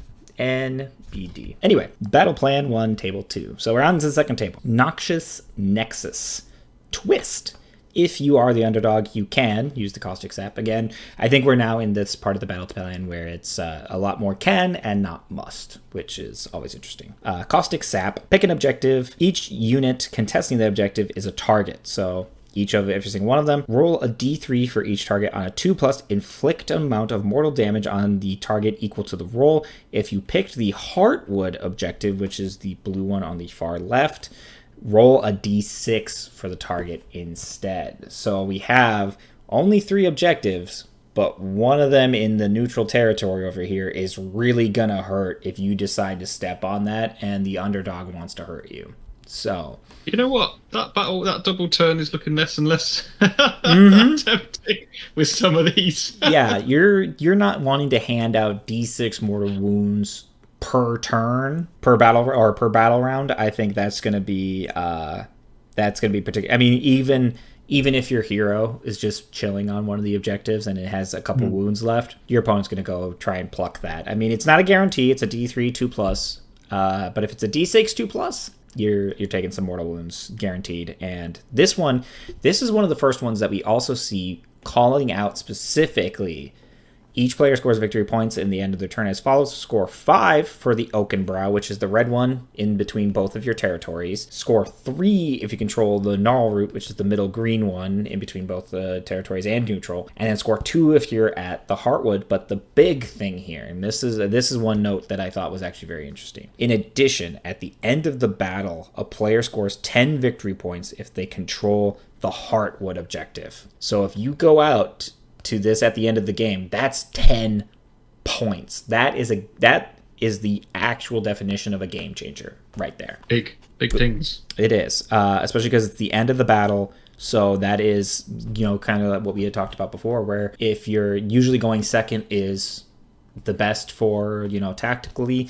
I think this is one of the first times where, at least in this battle pack or in this GHB, where going second on this battle plan could shift an entire game. Yeah, because that's the end of the battle. That is the end of the battle. So unless you went first and you were able to keep them as far away off that Heartwood objective as humanly possible, and you controlled it at the beginning somewhere, then you're getting a free 10 points. So it could also shift if you took it and you just tied up your opponent so that they can't get over there. That's massive as well. Yeah, I really like this one. I actually really like the how the territories are done. The area of no man's land, essentially. Yeah. And it's very interesting. Fight each other as well. This is one of the first ones too where we're seeing the dichotomy being left to right as opposed to up and down, which is going to be very, very interesting in terms of players, because now you just focus, and especially because your five victory points are on the objective in between both of you. So there's an incentive early on to fight each other one-on-one here and start thinking of going this way. But again, another kind of thought process here. If you're the scouting battle tactic, then you've got to go over to the other side. So that is something to factor in if you choose the scouting party. Is you've got to go this way. You've got to go across to get out and then see if you can hop back in. But I like it though. It feels very dynamic. 2 places of power, 2 small places of power that can affect your 2 most prominent objectives there. But for Wildwoods, I like it a lot. I think Cuff, probably one of my favourite looking ones anyway. I agree, and and this is one of the things that they have talked about a lot in the community articles leading up to it. The fact that specific objectives are going to have specific effects. I think this is one of the first ones where, other than the pairs, which means just the Oakenbrow Gnarl route, this is one where each one has a particular thing associated to it, which is very fun. The next one is the life routes, and this one actually has only 2 objective markers total. Very interestingly. So if you're the underdog, you get the life begets life ability. You can pick, start the battle round, once per battle round, you pick a friendly unit that has all of its models with terrain feat. You return 1 slain model to the target unit. So you can just bring a model back. Obviously, potentially extremely powerful. Extremely. Vanguard, Stormdrake Guard. That could be absolutely disgusting. Anyway, yeah. The what is interesting here is that you actually get points based on the number of terrain pieces you control and whether you have held more compared to your opponent. So each player scores 1 life root point. So this is a life root point, keyword. At the end of each of their turns, for each terrain feature they control. And there's kind of 12 kind of across the middle of... Sorry, 6 across the middle of the... So each player gets 5 if they control 1 objective. Fine.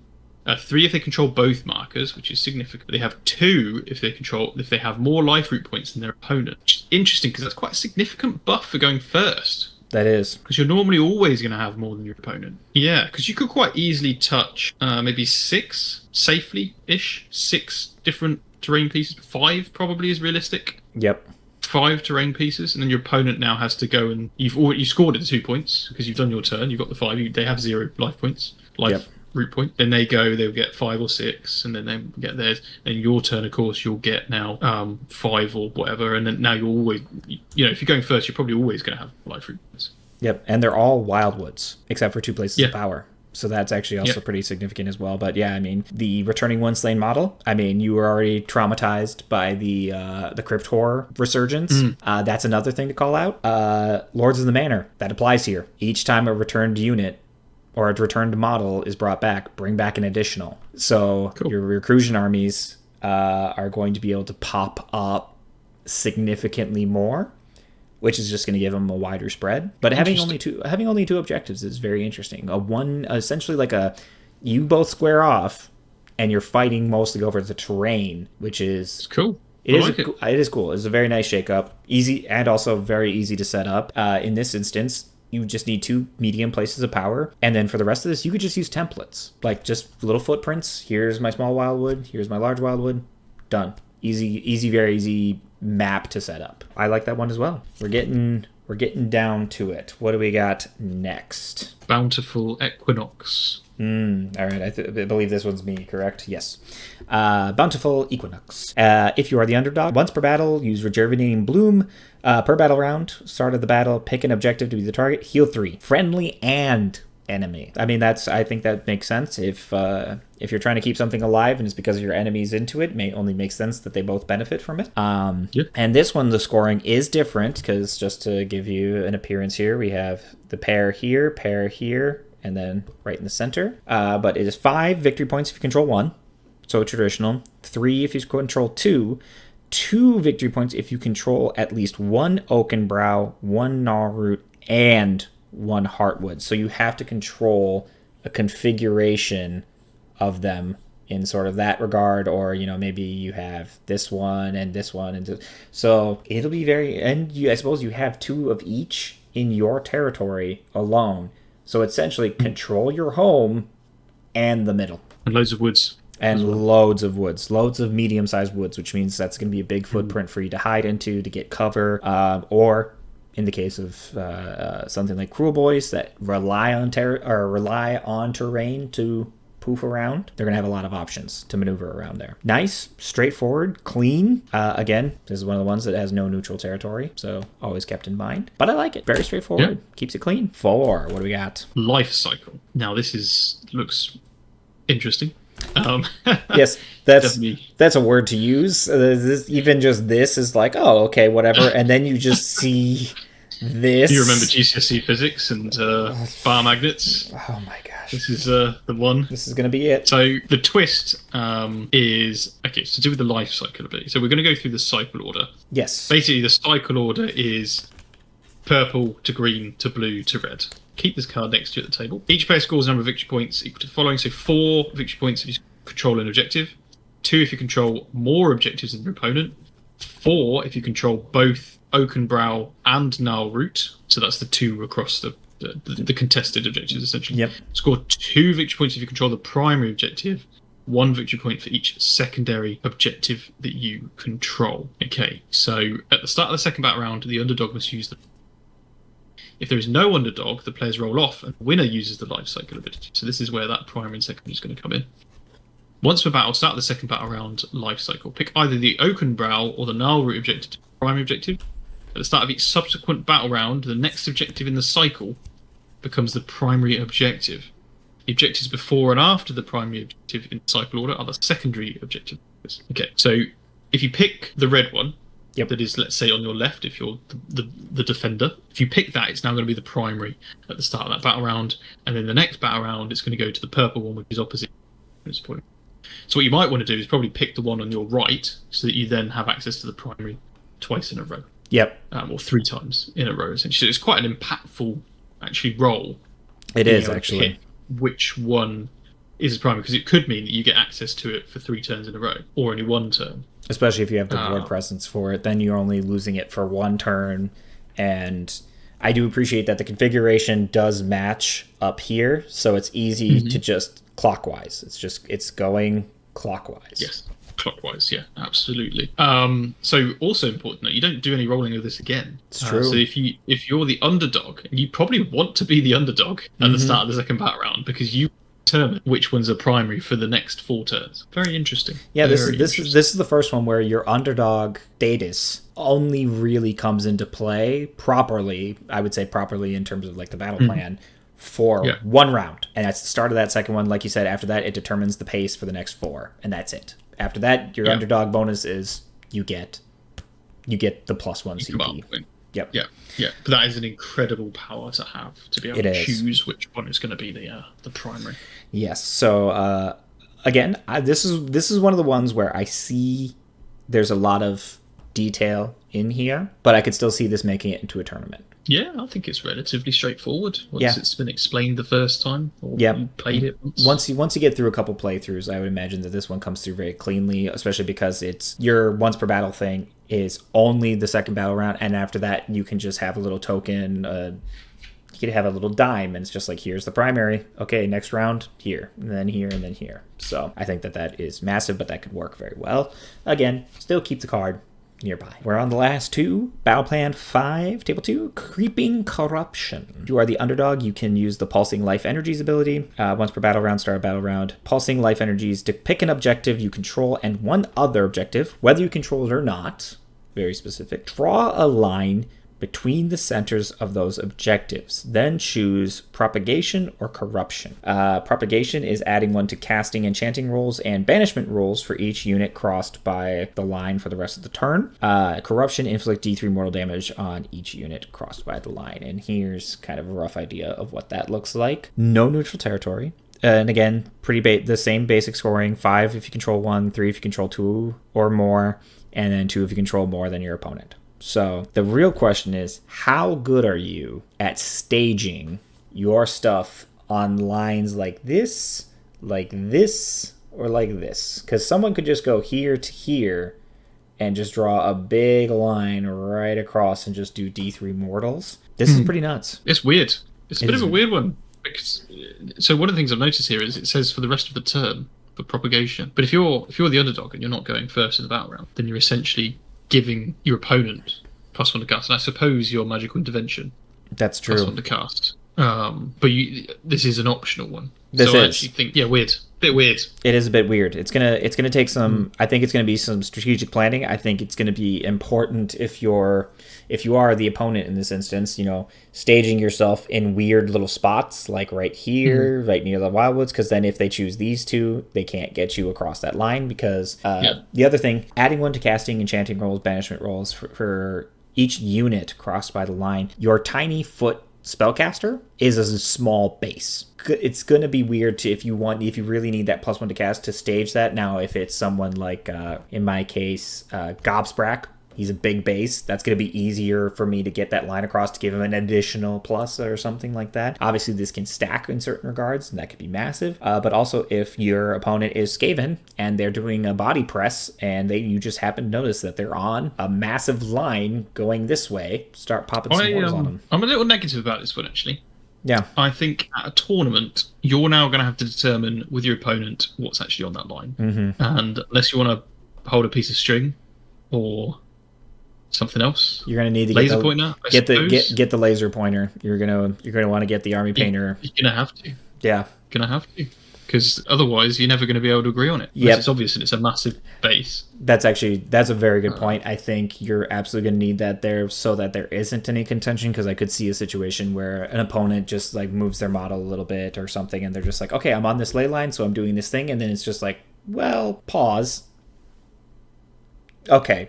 You are or you aren't, or it's like, I don't see you on there, because especially it's, again, to your point, center of the objective, which shouldn't be in any sort of contention, but that is the objective marker, not the control zone. They're both the same technically, but like make sure when you're checking that you're checking the objective marker. Also worth pointing out that these objective markers do not have a marked center. They have a design, which it feels like a little bit of a calling that out. That's a very good point. I think I might have judgment. I think I might have to take a Sharpie and just draw that in there. Just don't mess it up, all right?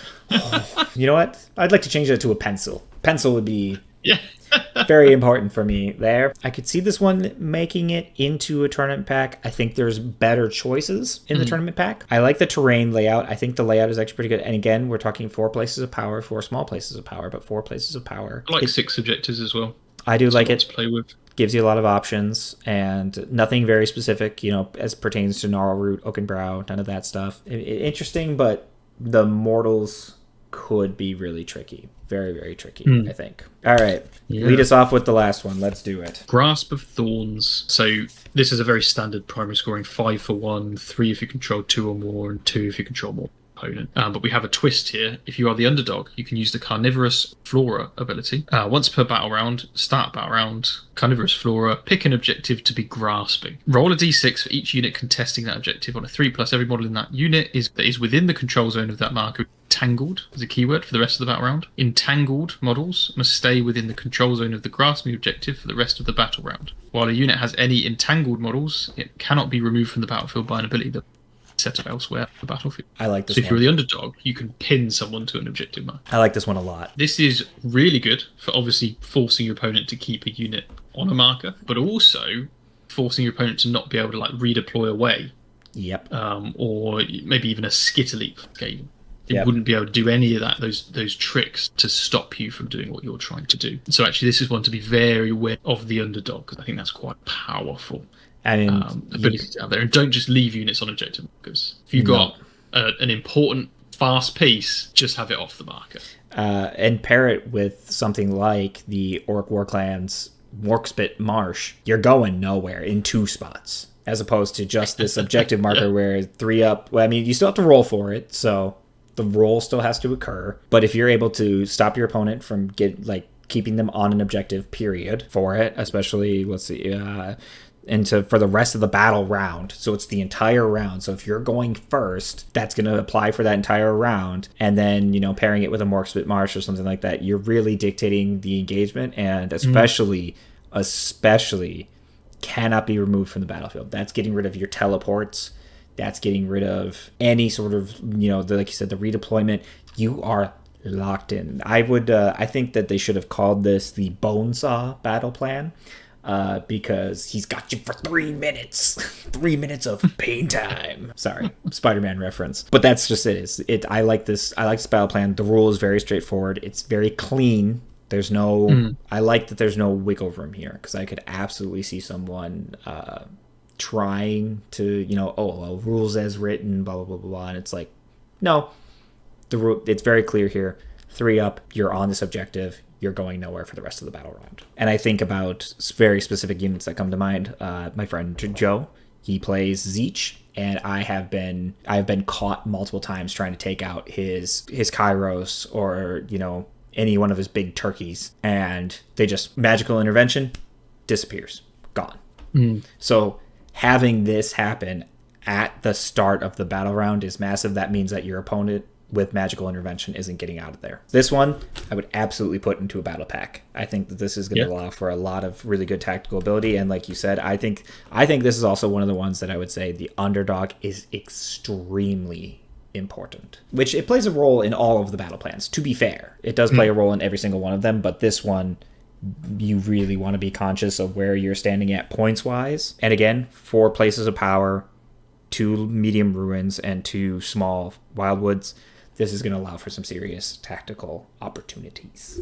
Yeah, 100%. Well, that is the battle pack. That's. I think that covers just about everything. I think, certain things that we didn't mention that I think have been talked about to bits. For example, all-out attack changing where you get a +1 to hit, but for the rest of the turn, you are -1 to save.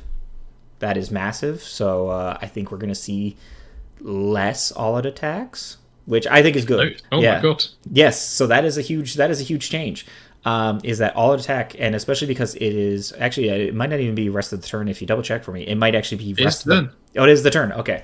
So oh my god. So that is a big change. I think we're going to see a lot less all-out attacks, or people are going to be much more cognizant of when they proxy that, and also your all-out defense is just for 1 attack instance. So that's going to be also very massive as well. I think we're going to be sitting in a spot where you're going to need to be really, really cautious of when you're popping your all-out defense. I think people are going to need to check their reflexes on that, because there's so many times when you play a game that you're probably just like, oh yeah, easily all-out attack here, or easily all-out defense here. But if your unit's getting ganged up on by 2 or 3 units, you're going to have to decide which one of those units you're going to want to try and negate the most. But even then, you might just be like, well, I'm not going to pop it because they're dead. There's no helping. There's no helping them. Even if I ward off all of these attacks from this big damage piece, I still got to survive these other 2 over here. And it's going to be very interesting in that regard. So that's also a little change going from 1 GHB to the next. Is the -1 to save on your all-out attack is massive. Huge.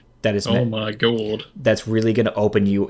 You better much better for shooting than it is for combat, isn't it? Yeah, you at that point you're just like, I'm going to fire, and we're going to really, really and like if you know you're not going to get tied up with something, you'll be more okay with it. But if you're going, that's going to be very rough. But as a whole, having covered all the battle tactics, having covered the battle plans and everything, Mike, where do you sit? Is it Age of Sigmar summer? Is it the time to hop on in? Yeah, I think so. I think Age of Sigmar is in a great place right now. Obviously, points drops means we can use more of our models. We can actually try and do more on the tabletop with some of these battle plans and battle tactics. Granted, we potentially have to paint some more stuff, but that is the endless grind. Always.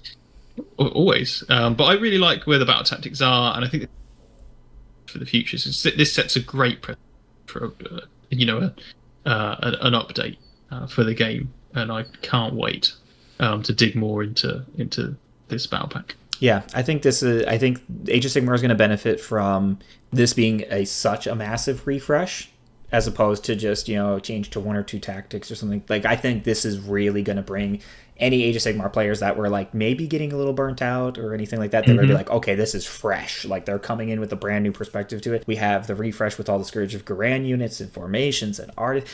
This really feels like a proper brand new General's Handbook, which is fantastic. And at least one of the things that I've shouted out in videos before, like my Soulblight Gravelords review, or even before that, talking about some of the initial editions, I think the one thing that GW, at least on the Age of Sigmar side, gets full credit for me personally, is the mourning period, as I've called it, where there are models that are leaving the range. This is just what happens. I mean, they are a business. They got to make new models. It does hurt massively. But the Age of Sigmar side has always given us rules for at least an entire year.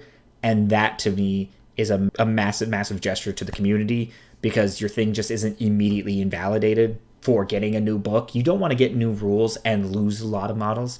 It's nice to get the new rules and still be able to keep a lot of those models. Like, I have 2 3-man units of Virkos Bloodborne units because I loved the idea of them, just these like purchased perched like scraggly vampires, and I liked the rules. I thought the rules were really cool. I was going to work on a list, and the new book was about to come out, and I remember seeing that they were gone, and I'm like, like, really, I have these things. And then they released the supplement and confirmed that they'll be around until next year, which I think is massive for the community, and I think it's massive for all of us and the love we have for our models. I think there's also plenty of people who are going to take their Vampire Lord and Zombie Dragon, put it on a slightly bigger base, or like put an adaptation onto it, and it's still going to be Vordry. And I think everyone is fine with that, but I also know a lot of people who are going to pick up the new Vordry because fantastic. I think that's a big win for especially for Age of Sigmar, is having that opportunity. I would love to see that make its way into 40k, as opposed to, you know, when we run into that moment where you've obviously, under Vanguard Tactics, you've done so many book reviews, and you probably got that initial shock of opening up the book, flipping through, and just being like, this is gone. Mm-hmm. And it's no warning whatsoever. Yep, it's an awkward moment, especially when, you know, I think of like Blood Angels, losing just Gabriel Seth.